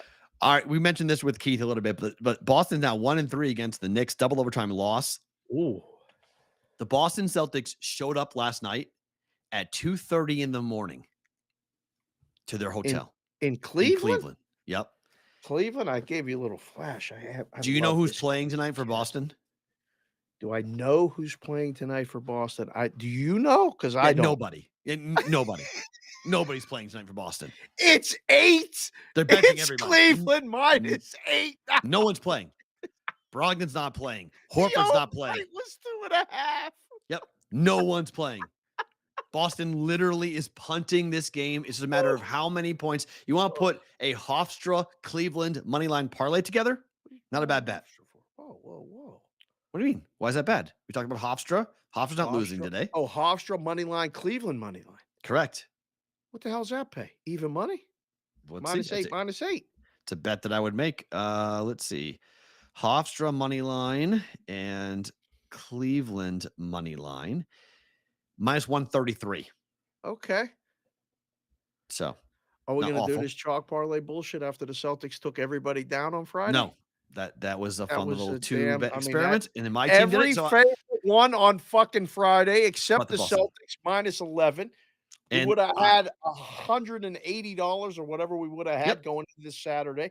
We could have parlayed John Jones with Nickel and I would've- somebody else. We would have rolled that over with something else. It was a monster. And the Celtics went and took it all down. God, I kind of want to start it again. I kind of want to do it again. games are tough today. You just Hofstra named Cle- 2. Hofstra Cleveland at minus 133 is not bad. That's going to win. That's winning. Yeah. So if you laid, You need a little late night action, a West Coast Conference. We're going to go over there later. I'm going to go to that game. I'm trying to get as many games in this week as I can. Why? At the Orleans, St. Mary's minus 7. You could put them in there against BYU and So San you could- Francisco. The Yeah, Zags. you could bet like $30. If you bet $30 on that, that would return 22. But if you added, look, Gonzaga and St. Mary's are both winning today. There's no question about that. Like it's not even like we're not even debating it. So if you put Gonzaga in there and you put St. Mary's in there, where's that game? That's a plus 150 parlay. My Plus God, 150? That's awful. 4-leg parlay. Yeah, because Gonzaga is minus 1,400 to win. Yeah. I know. So, if you take them out, it don't even really add much to it, but it just gives you a little late night sweat for you guys back east while the show's actually re-airing Late night. live. What? No, it's no. It's I guess technically for half an hour. No, For it's half gone. an hour. No, 9. We're on new. Yeah, you're right. Because 11:30 Eastern. So so it's on for an hour and a half. The whole show actually 12 to 2. Yeah, whole show 11:30 Eastern. See Doing my your math head in my head. working. It's Well, it's good. 8:30 You our should time write here. stuff down. When you The- do the math, game you should starts not at do it in your head. 8:30 our time, 11:30 there. We air at midnight on Sports Grid Eastern time, 9 p.m. here. That's why I was getting confused. So, yes, the whole show is actually, you can watch both. You could two-screen it if you want. Tyler said he might be coming out. Tyler, you already have the number. I'll come pick you up. Just tell me when you're coming. Of course, I'll pick you up. Yeah, Gonzaga is going to be an interesting game tonight. We have embedded our book it. We'll get to that a little bit later on. Oh, Nuggets are 6.5 at home against Toronto, with the Raptors at 12-20 straight up on the road. yeah. Raptors stink on the road. Yeah, they This do, is the- but they'll this is the surprise best- you every once in a while with a game. But this is the best home team in the NBA. Why is it only 6? That's what I'm asking you, Mr. Bookmaker. I What don't the- get it either. What the hell is going on with this? Denver's Listen, 29-4. Look, they're moving it right now. It's moving. The Westgate just went to 6. The Down? place offshore, the bookmaker place went Down? to 6 right now. They're watching the show, guys. They're going down? hit the like Why, button. why is it going down? Hit the subscribe button while you're here. We're helping you do the work. It's coming down. They're taking the dog, Perrault. Wow. I don't get it. But Please they bring took it the down. dog with Memphis over the weekend, right? Yeah, They got took the housed in dog the with fourth quarter. Memphis, Yep. Mm-hmm. both at the Clippers and at Denver, Yep. and they were wrong. Yep. They listen. Sometimes they don't like to take the favorites. They love the dogs. They're They're 29-4 straight up at 29 home. and 4. Like, it's just a matter of, like, they're going to win. It's a matter of how many points are they winning by. 29-4. Should we put them in the money line parlay? If you added a 5-legger, my gosh, this could be a fun night.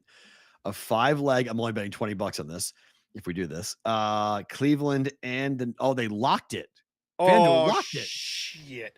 FanDuel locked it. People watching the show. Why did FanDuel locked it? They're watching now the it's show back. too. Now it's back. 235. So that's a plus 257 parlay. 5-legger. Oh, we start right back where we came. We start right back where we came from. With that, one day we start right back where we were. If you get this a little less, but yes, close to it. I mean, you bet 30. If we bet 30, we're right back where we are. Yes. I like that bet. Nuggets, St. Mary's, Gonzaga, Cavs, Hofstra. That is some chalky ass shit right there, but that gets us right back. The chalky ass. We do chalk parlays. That's what we're doing on the show. Chalk. All right, I'm in. Let's do it. $30. Right. I'm in. Down. I'll make that bet when the show's over. All right. Done. I like that a lot. That works. That'll be fun. See, if I was in a state that actually you could bet on your laptop, because we can't do that here in Las Vegas, which I appreciate. Oh, they won't let you do it? You can't get you on a laptop? You can't bet on laptops in Vegas. No. Why not? They don't. It's against the law. Talking about. We used to be able to do that all the time. What book in Vegas allows you to bet on their app? Go on the but not on the phone. Not on the phone. On an iPad? iPad's an app. On a desktop computer, on a laptop computer, with a browser. You cannot bet with a browser in Vegas. Okay. You bet with an app. Apps. I'm not saying I've seen it being done. I don't know anything about that. I'm not saying I don't know anything in about Las that. Vegas on a laptop computer. It's being done through an app. Don't ask me these questions. Who wanted the next thing on the rundown? I have no idea what you're talking about. All right, Connor McDavid, we mentioned it, is minus 4,000 to win the MVP. Is this a fair price? Well, yeah, because it should be minus 10,000. Really? How in the hell is he going to lose this? So shouldn't this be in like every single future bet people make? This parlay, just add McDavid MVP then? He's not going to lose this. Impossible. There's no way. He gets if hurt. He gets tomorrow. hurt today. Gets hurt tomorrow. He can't lose it. Minus 4,000 means over. Yes, they play tonight. Yes. Okay, so if he gets hurt, there's what, 20 games left, 19 games left for Edmonton? Yes. Pasternak cannot win this. No. Pasternak. Why? He's the second option. What's his price? Plus 3,100. Do you want that? Well, I mean, I like it better than minus 4,000. I mean, yeah, I like it better than plus 31 to 1 is way better than 1 to 40. I understand the price is better, but do you want to bet it? I mean, if McDavid got hurt, yes. I mean, I think it's worth a flyer. Jason Robertson is the next choice. Mikko Rantanen. Yep. Jack Hughes. Yep. Nikita Kucherov. Who got benched on Saturday. I'd rather bet on Linus. Allmark to win the MVP? He's 48 to 1. No. They're all the same price. Pasta. After pasta, every guy's the same price. They've just given up. They're trying anything they can. Nathan McKinnon looks cool at 100 to 1. He can't win it. Nope. Doesn't matter what he does. He's not enough time. Sidney Crosby, 100 to 1. My, how the mighty have fallen. Leon Draisaitl, 100 to 1. All the best players in the league, 100 to 1. Yes, it's a fair price. Go lay it, 4,000 to win 100. I would just include it in every parlay. If you're betting futures, just stick that in there. It will give you a better price, and if it's an automatic, as long as he stays healthy, you should be fine with McDavid on that. So the Bruins have won 10 straight games. They're 39-20 today. They're 39 and 23 on the puck line. They're plus 20 units. Okay. So you heard Keith say this. The refrain now, everyone is saying the President's Cup or the President's Trophy curse. It is a curse. Do you believe in it? Do you believe in it? The players don't even want to touch the trophy when they win it. Mm-hmm. I mean, do you buy? Do you believe it? I've seen it take down many people. Detroit Red Wing fans keep on tweeting at me saying, like, you better be careful. You better be careful. We know what this is like. We've seen this story before. We've seen the domination, and then you fall on your face in the playoffs. We've seen this. And I'm like, okay, it's possible, yeah. But your team didn't have cup winners on it like the Boston Bruins do. It's really, people love to give Boston people shit, and you are just really embracing all of it. Oh, I love it. It's Let's so go. much fun. I love it. Let's go.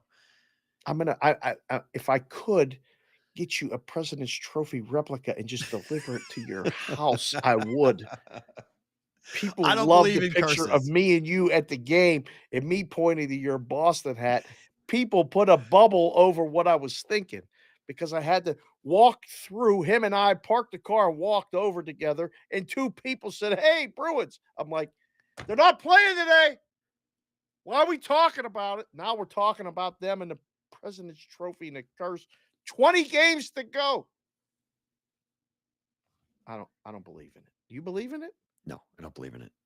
They lose, they lose. I don't believe in it, though. All right, Jets and the Sharks tonight, minus 205 on the Jets. Why? Sharks are awful. I know, but the Jets excessive. This price is excessive. How do you feel about the total in this game? Under 6? Over. Really? Yes. Look, did you see It's the tough. Jets' last few games? Yeah, but it's difficult when you got Hellebuck in net. Yeah, but Hellebuck has been in net. The games keep going over. First meeting of the year between the Jets and the Sharks was somewhat surprising for two Western Conference teams to first meet this late in the year. How many more games they got against them? 3. There's 3 total. They play on 3-6, 328, and 410. Oh, They'll see a lot. So just for like the last over. 3 You like games for the under? Jets have gone over. Yeah. The last 2 games for the Sharks have gone over. Right. 4 of the last 5 have gone over. Right. Don't mind the over. No, I don't mind it. Rittich in net, Addison just said. Okay, even better. And then play the over then. Okay. So it's not Hellebuck. Oh man, we got people in the chat like Jay Park said that they want the Bruins to lose in the playoffs purely for Matt's reaction and whatever tinfoil hat stuff No. comes up. Sure. Wow. No, we did fall. They got beat. They get beat, you get beat. But see, the thing about it is that Boston, if a Boston team's gonna lose, we'll lose in the cup finals. We won't lose before then. Do you see So what we've done? I don't we'll get even to know the how they finals. made the fucking rundown. They're not even playing today. And somehow you Celtics, got the Boston shit. Bruins. I mean, people are like, the Oh, Celtics God. suck. I'm like, do you guys understand what February and March is like in the NBA? They don't care. They're 45-20. They don't care. Boston doesn't care. They'll lose tonight, 45-21. They don't care. Like, they're just playing out the string. They know they're in the postseason. They know they're going to be 1, 2, or 3 seeded. They don't care. Milwaukee's the same thing. They just don't care. Like, Austin Knicks, just came in and said his official parlay is Hofstra, the Cavs, and the Nuggets. That's a I like plus it. 147 3-teamer. I like it. Didn't But even involve the West Coast Conference. But games. that's what I mean. Put in Gonzaga and put in St. Mary's. Those 2 teams are winning today. They're not losing. Right. Not losing. Austin Okay? says he's not adding any more shit. Have you It's their talked to your mother yet or about the possibilities of us living at the house for like a whole month and doing the show out of there? If In Boston and Boston are in the damn Cup Finals and the NBA Finals, we're going to have to relocate and do all the content like for at least a week straight with all of the games in between. I don't know. Like we're talking to some people with this, there's a certain casino in Boston we could go stay at and go hang out at. I mean, it's right by the stadium, it's right by TD Garden. Take the boat from Encore right to the seaport. Take Seaport. It's a 2-minute Uber ride to TD Garden. On a boat? Yeah. Encore via boat. You don't want to drive through Everett. Everett's not really a good place to drive. Wouldn't recommend it. Is the water choppy? It's the harbor, so it's not like open ocean. Oh, So it's okay. The boat's easy. It's beautiful, brilliant. It goes right to the Boston Harbor Hotel. It's an absolute brilliant move by Encore to do that. Come up from the T station, get right in the boat, right to the casino. really? And it's a really pretty. The way they've done it all up. You come up, you see it at night. It's gorgeous. It looks like if the strip was water, that's what it looks like. Really? Yeah, it's pretty cool. It's a pretty cool way to come in. Chef Benny says BVB does Boston. Can you imagine? Oh, I can. I can absolutely. I'm all in. Multiple places to do shows from. Multiple cities to do shows from. Duck boat. Duck boat parade, baby. Let's do it. Oh man, I love to get you on a duck boat. You on a duck boat would be funny as hell. I've ridden a duck boat in Have Pittsburgh. you really? They're awesome. They're Duck they're boat parade's fantastic. They did a duck boat tour in Pittsburgh. I awesome. went on it. I was like, this is fantastic. We were driving down Liberty Avenue in Pittsburgh on a duck boat. And then we went around the corner and down the road and we got in the water. And I was like, whoa, what the hell is happening right now? The kids were like, Daddy, is this okay? I said, So They fun. said it's okay. Yeah. Amphibious, fun things. Chef Benny said he has his boating license. Would you let Chef Benny drive the boat? Yes, I would. Yeah, I trust him. Vancouver and Nashville. Who wins tonight? Seriously? We got to pick a winner in this one? This is a complete coin flip. Because I got games. I got bets into the game. You like under? Was this one of the typos you talked about in the text with Farra? You put under after this game? You don't like it? Hell no. Okay. This should be 6.5. Why is this only 6? Should be 6.5. Listen to the show now. Watch somebody move this shit to 6.5 while we're on the show. I'm going to go. Is it 6.5 now? No, it's 6 flat. Oh, But 6. Yeah, okay. DraftKings just went to 6 over a quarter. Perry Yudakis is probably watching the show and said David Matt just said over. Boom! Right to the over. 6 over. I don't know. Quarter. I think it could go under. You do? Yeah. Nashville doesn't score very much. You know it's Vancouver, right? I do, but it could be 3-1, 3-2, 4-2, 3-1. I'm not betting it. I'm just saying I lean towards that way. You know whose Okay. house we could crash at too if we go to Boston? It definitely wouldn't be Edlow. 8,000 people? Edlow would change the locks. I think if we asked Emerson if we could We sleep could with sleep the in Emerson's dogs, house. Absolutely. 100%. Emerson would welcome us immediately. And Emerson's in the city. Like to go to We said we stay with could walk Jules. the shit. Yes. Jules' house is an hour drive. Jules is far. But Edlow is prime time, prime spot. Back Bay, baby. Oh, yeah. Emerson probably got no food in the house though, because they said he eats at the joint all the time. That's true. Okay. He doesn't. Yeah. You know where to go down there though. We'll find places to go And eat. Back Bay, you got multiple restaurants. Hello. Some of my favorite places in the city are in Back Bay. Okay. Oh yeah, be a ton of fun. Excellent. Vancouver. Oh, sorry. Number 17, St. Mary's is laying 6.5 against BYU here tonight in Vegas. You said you may go to these games. Yep. St. Mary's to cover. St. Mary's to not cover? This is a cover, is it not? I'm asking. Which game is a test? Is either game a test? These semifinal games? Because they're playing tomorrow. I think BYU could push St. Mary's.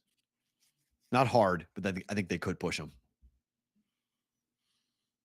First half? I mean, Ken Palm loves St. Mary's. They love St. Mary's right now is the number 7 team in the country, according to Ken Palm. In the country? In the country. Ken Palm loves St. Mary's. Like, just is obsessed. They have this as an 8-point win over BYU. 1.5 higher than the market. Does Ken Palm adjust for the neutral? No. So is this considered a home game for yes, St. Mary's by that number? Because it is basically. I mean, there might be some BYU fans there because there's a lot of BYU people here in Nevada. And have you ever gone to this? To what, the West Coast Conference? Yeah. Yes. The tournament over at the Orleans? Yes. But for a Gonzaga game, and it's all Zag fans. We might as well be in Spokane. In Gonzaga. Spokane, Washington. Like, they come, whether they come on Saturday or they come on they all Sunday. come tomorrow. They all come Sunday. They all land on Sunday. They do all their fun sightseeing stuff on Sunday. Monday, they'll go to the St. Mary's game and boo St. Mary's and then stay for their game. And then Tuesday, championship game, Gonzaga against St. Mary's. I think a lot of them came on Saturday or early Sunday morning. They do the whole tourist thing or whatever they do on Sunday because they know there ain't no game. There was no games yesterday. Nope. In the West Coast Conference. Because of BYU. Yep. Right. So they got this thing on lock. I mean, this is planned. But you go over there. I took the kids the first time and they were little. We ended up leaving with a little bulldog. We ended up leaving with a Gonzaga basketball, mini basketball. So from that, and it was rocking. I mean, like this was. They got mad though when you cheered for the other team. Oh yeah, of course. Oh, it's very territorial. They were very not happy with people that were cheering for the other side. So you like BYU tonight, or you like St. Mary's? St. Mary's. I do too.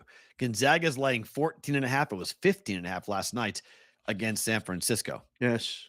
We need to get the dog money, sir. We need to get the dog money. Has there been a better first half basketball team scoring wise than Gonzaga recently? Have you looked at their first half scores? Have you seen what they've done to people? Yes. I mean, in terms of what they're doing, I mean, scoring, winning, but they're only 8-8 ATS in conference. It's a surprising number for Gonzaga. 7-3 over the last 10. I was going to say, look at their last 5. Look at their last 10. No, they've been rolling. 39 points over Chicago State, 9 points over St. Mary's, 25 over San Diego, 43 over Mount St. Mary's, 18 over San Francisco, 18 over Santa Clara. That loss to St. Mary's back on the 4th of February was the last time that they lost, and it really made them mad. They've reeled off 7 straight wins since that. 7 straight wins and some big blowouts. Blowouts. Oh, they're scoring. I mean, we'll get one better to book it, but they're scoring a stupid amount of points.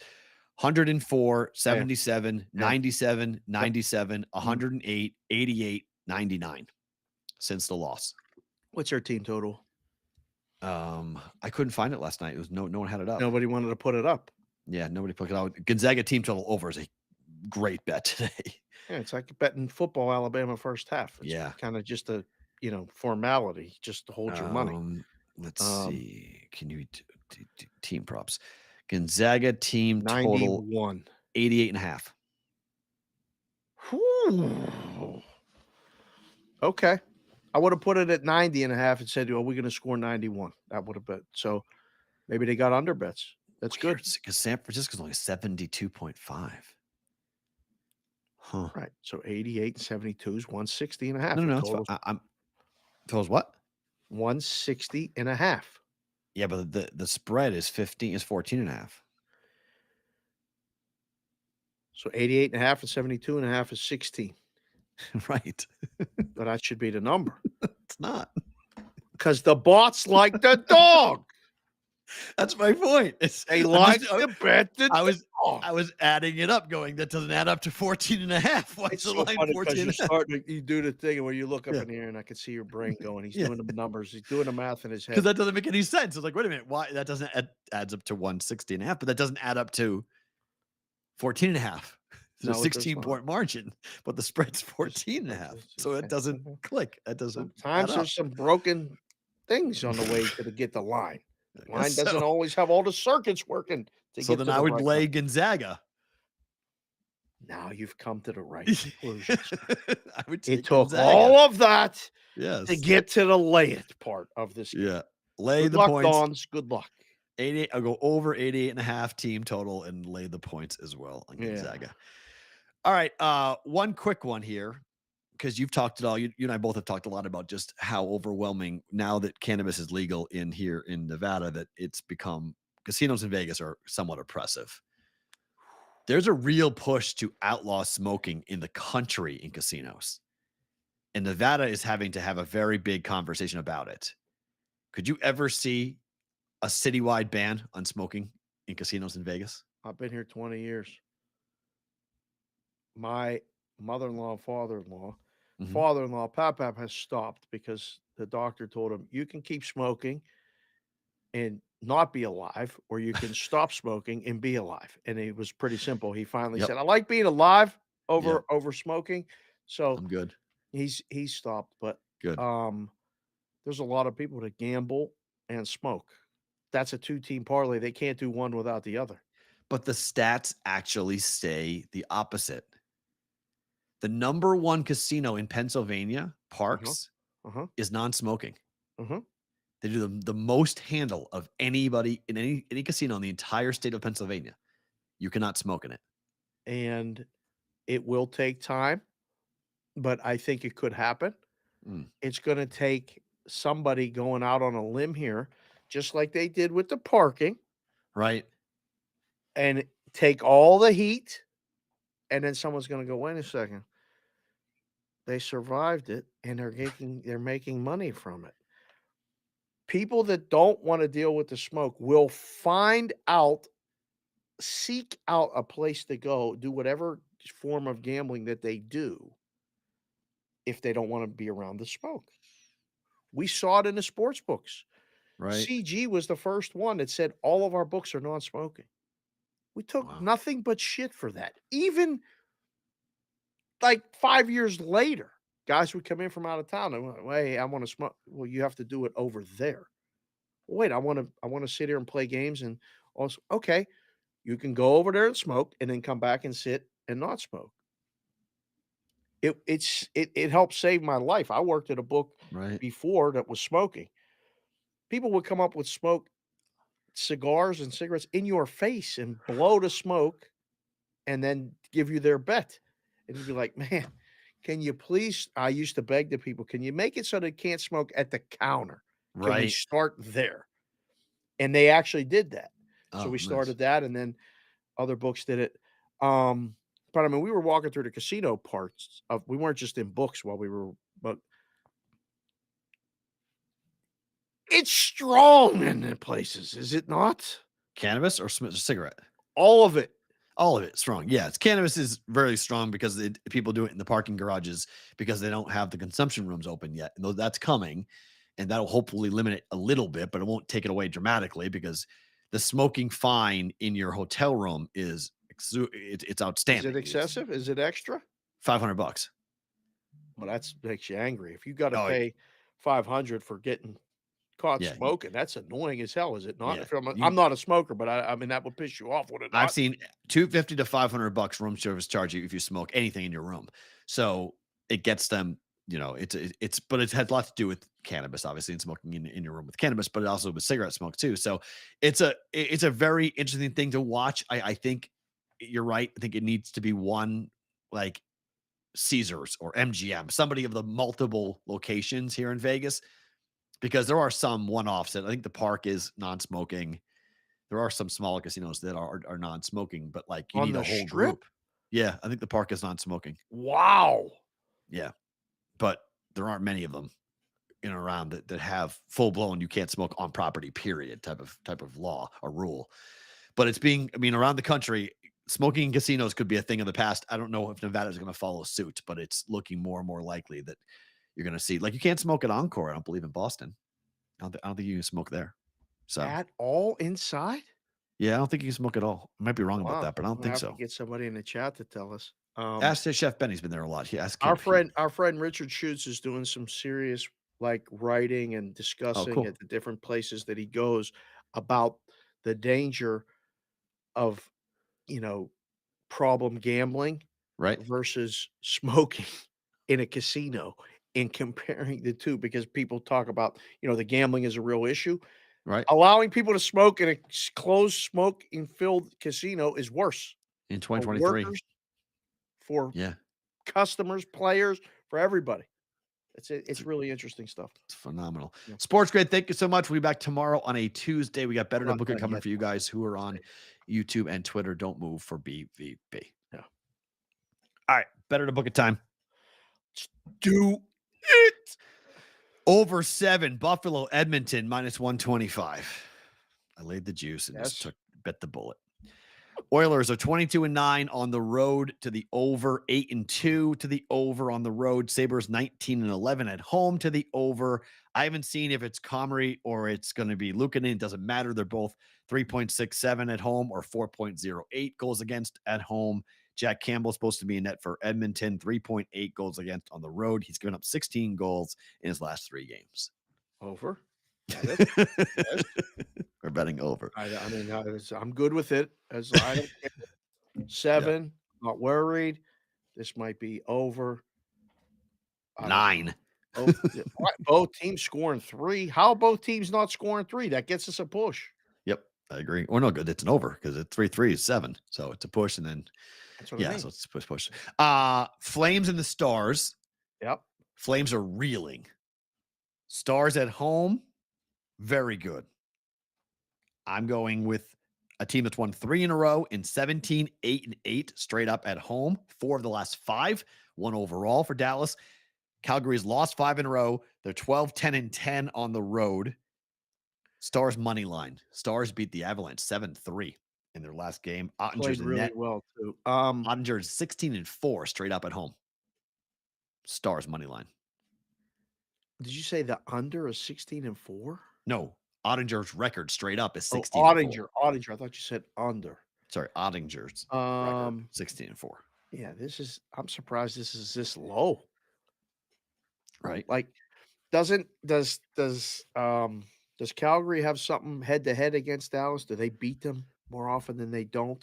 Have they beaten them multiple times this season? There's something up why this line is Is it higher? suspiciously People low. they don't trust Dallas. They have played, it was 6-5 Flames in the first meeting at Dallas back on the 14th of January. 6-5 Flames at Dallas. Uh-huh. The game went over Uh-huh. and Calgary won. Uh-huh. That's not happening tonight. Not since the way, it's now No. minus 135 at certain books. It's up 10 cents Right. from the opener. Yeah. I think Stars are playing really, really well right now. And Calgary is one of these teams that there's like 6 teams that I'm eyeballing right now that I'm going to really start to fade on money lines. Columbus, Chicago, Arizona, Anaheim, San Jose, Vancouver, Calgary. Oh. Teams that have nothing to play Calgary for. made the list for you? Calgary's one. Yeah, Calgary's they're 2-5-3 over their last 10 games. They've lost 5. Uh-oh. He froze.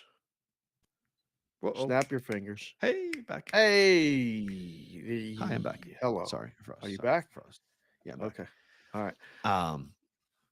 So I'm looking. It's crazy because the 2 places in town have come down, but the places nationally are still at 140 and 135. Okay. So the opener was higher. Makes perfect sense. It's come down at a couple places. You must have caught an opener here in town that was lower. Yep. Circa last night. Ah. Okay. Circa was minus 126 last night. Okay. What's Circa at now? 129. Up at 3 cents. Nothing crazy. Still the lowest in the market. Oh, okay. So they're searching for some Dallas money. Interesting. Like you would say. Interesting. And then finally, we're going over 160 with Gonzaga and San Francisco tonight. I know 160 is a inflection point. Gonzaga is an absolute wagon. They've gone over 8 consecutive games. They're 8-2 to the over. They are 10-6 in conference. And San Francisco scores. They're 9-9. San Francisco scored 93 and 80 in their last 2 games in this tournament. They like this building. Do we get enough from San Francisco in this game? Yes, Gonzaga's defense is not good. They just outscore people like crazy. So we got to get. Are we getting 90 from the Zags? I just need 70 points out of San Francisco. Their team total is set at 72.5. Man, this is going to be so close. This is going to be a sweat down to the end. This would be a reason to stay late. How many points are they going to score? I don't think so. The game finishes in the 160s. It's going to be 166 or 167. Okay. So when 97 to 70. when these teams played on the 9th of February, yeah, Gonzaga scored 99 points. Okay. San Fran scored 81 points. Went over by 24 points. Flew 97 to 81 is 178. It was 99. 99 to 81. To 81. Yeah. 156 so was the total. Yeah, 156 was the total in that game. Damn. Flew over by 24 points. Okay. I mean, if we get over 90, we're good. Remember, this is the team. I can't. Where SoCal DGen has the numbers, but Gonzaga's played of totals of 160 or higher. Gonzaga's played in like 10 of them, and they've covered in like 7 of them. Gone over. Yeah, over 160. It's a high number, man. We talked about that. Only 1% they're like the number of the games all season have been 160 or higher, and more games went under than over. But the Zags have been a one team that's been helping those games go over. Yeah, he said. I'll ride with it. He's gone with. Let's see. So what he said to us, this was a while ago, but Gonzaga has 8 of the games. Somebody's getting a hold of me. Somebody wants a title shot with Perrault right now. He looks so good with his hair. He got his hair cut on Saturday night before we went to the fight. Oh, he's back. You're back. Okay. Not me. There you go. Gonzaga had 8 of the 77 games. Okay. Now they'll have Did they go over? 9. He didn't say Gonzaga's record because we weren't talking about Gonzaga. But the over is 28-1. So wow. Okay. So it's been Pepperdine, who is now out, but Gonzaga and Pepperdine have been the 2 monster over teams in the West Coast Conference. Right. And Pepperdine, the last game didn't go over. No, it did. The last one, it was 160. It didn't go over, did it? It lost the Pacific. Oh, I bet the under. That's right. I bet the under that game. Yeah. Sorry. I bet the under. I hit. Went under. Sorry. Yeah, went under. But that was based on principle. First game. I like night. first half over myself. Okay. I think I feel better about that. In case we get into silly time at the end and the game falls. First game, they're fired up in a tournament. All these people come in. It's a coronation game. Blow their doors off. It is for the Zags. What if they score?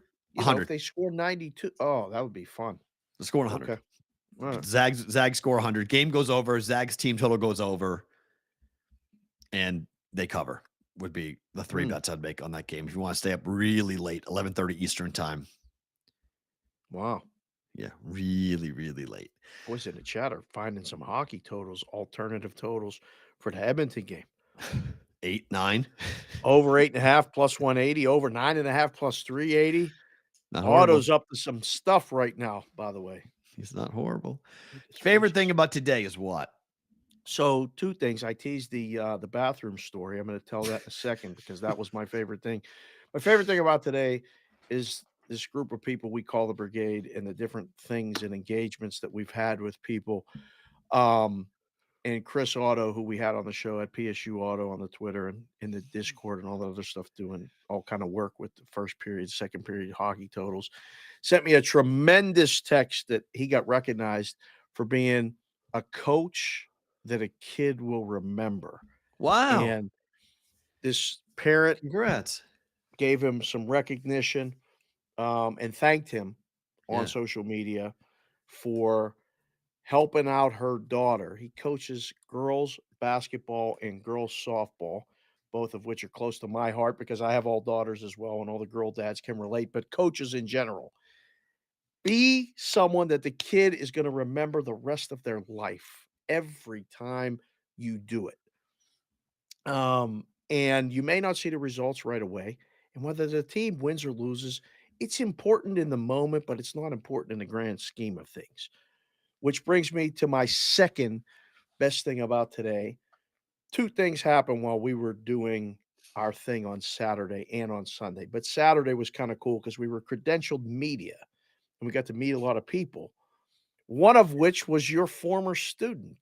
What was his name? Miguel. A kid says hello to him and he's in front of me and they start talking. And then he tells me that, that kid was one of my students.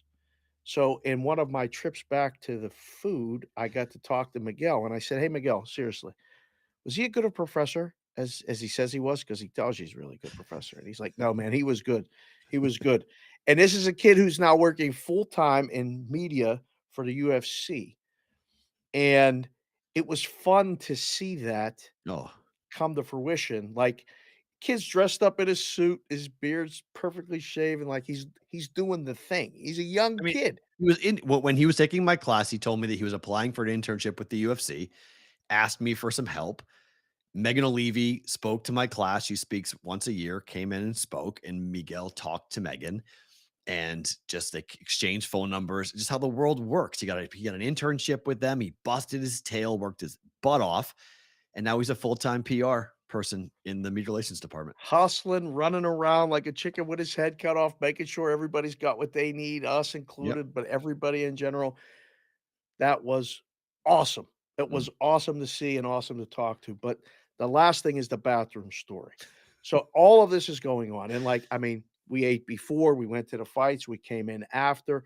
We had Chick-fil-A after. They gave everybody Chick-fil-A. It was a dream for me. I was like, the best thing about the weekend, everybody, is that Dave, watching Dave realize what the media gets. It was just phenomenal. All these people, like, how can you be complaining about this stuff? Like, we got to see Adam Hill and a Ross Kazi, like all It's these just people. It was hysterically fun. funny because Dave's like, wait, there's food? I'm like, yeah, there's post-fight food. What? Wait, what? Yeah.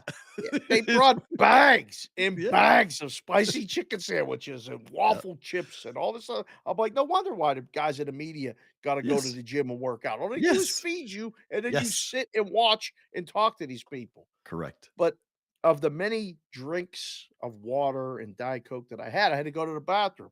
And at the media tent, the bathroom is like a porta potty outside. Yeah. Before you actually go to Souped up, the room. nicer version of one. Yeah. Right. It's a trailer, but it's a trailer. It's a trailer. That's what it is. It's Yeah. not a porta potty. It's a big trailer. It's nice. Yeah. But I go in to the men's and I'm in there by myself. So it's quiet. And I hear him talking outside. And I'm like, I knew he was waiting, or he had gone first. That's right. You had gone first. And there was another guy waiting. And they start talking, and the guy goes, "Oh, yeah, I'm from Boston. I'm here." And I go, and I'm sitting there like this. And I go, "Wait a second. That wasn't Perrault's voice. There's a guy from Boston outside right now before we go in. This can't be." And so I finished my business and doing what I'm doing, wash my hands, I go outside. And this guy's talking to him, and I go, "Wait, excuse me, what's your name?" And he's like, "TJ." I said, "TJ, are you really from Boston?" And he goes, "Yeah, man, I do this, I do that." I apologize to Orlando. TJ Orlando. He lives in Orlando. He lives in Orlando now, but he does sports television work or sports radio work or something, right? Mhm, yeah, He was here in town covering ESPN the affiliate. event. Yeah, ESPN affiliate in Florida covering the UFC. Yep. And I go, "You really from Boston?" He's like, "Oh, yeah, I'm from, I went to here high school." Yep.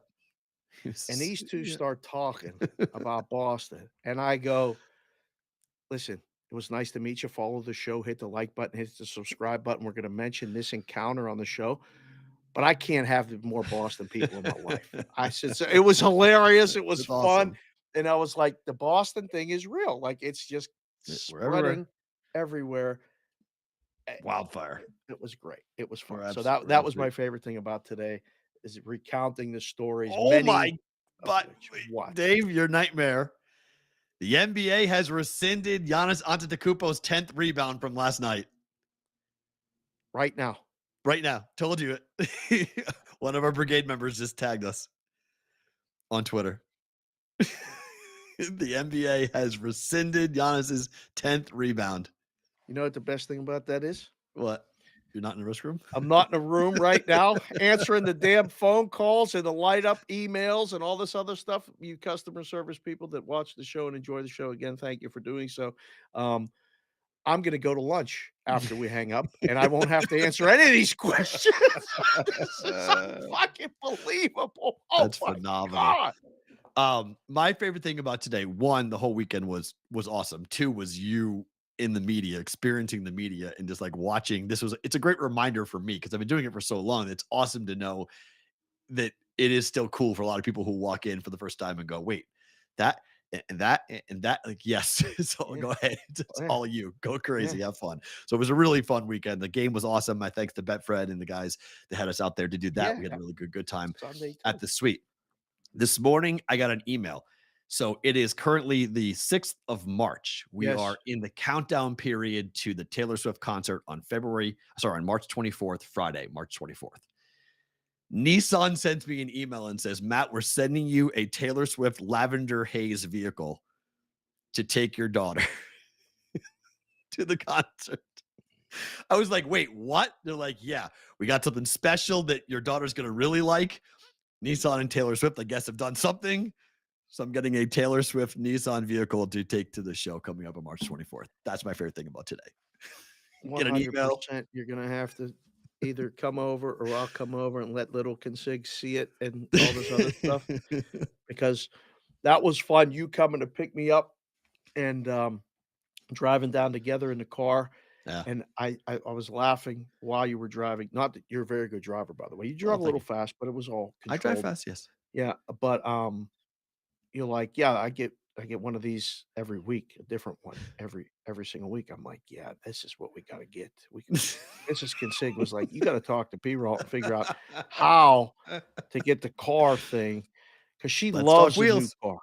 Of course. That's why at least every car I own personally. I love new Yeah. cars, but let's talk wheels. Let's how talk we do it. wheels. We'll do the Dave component of Let's Talk Wheels to get car reviews going. Perfect. Rolling.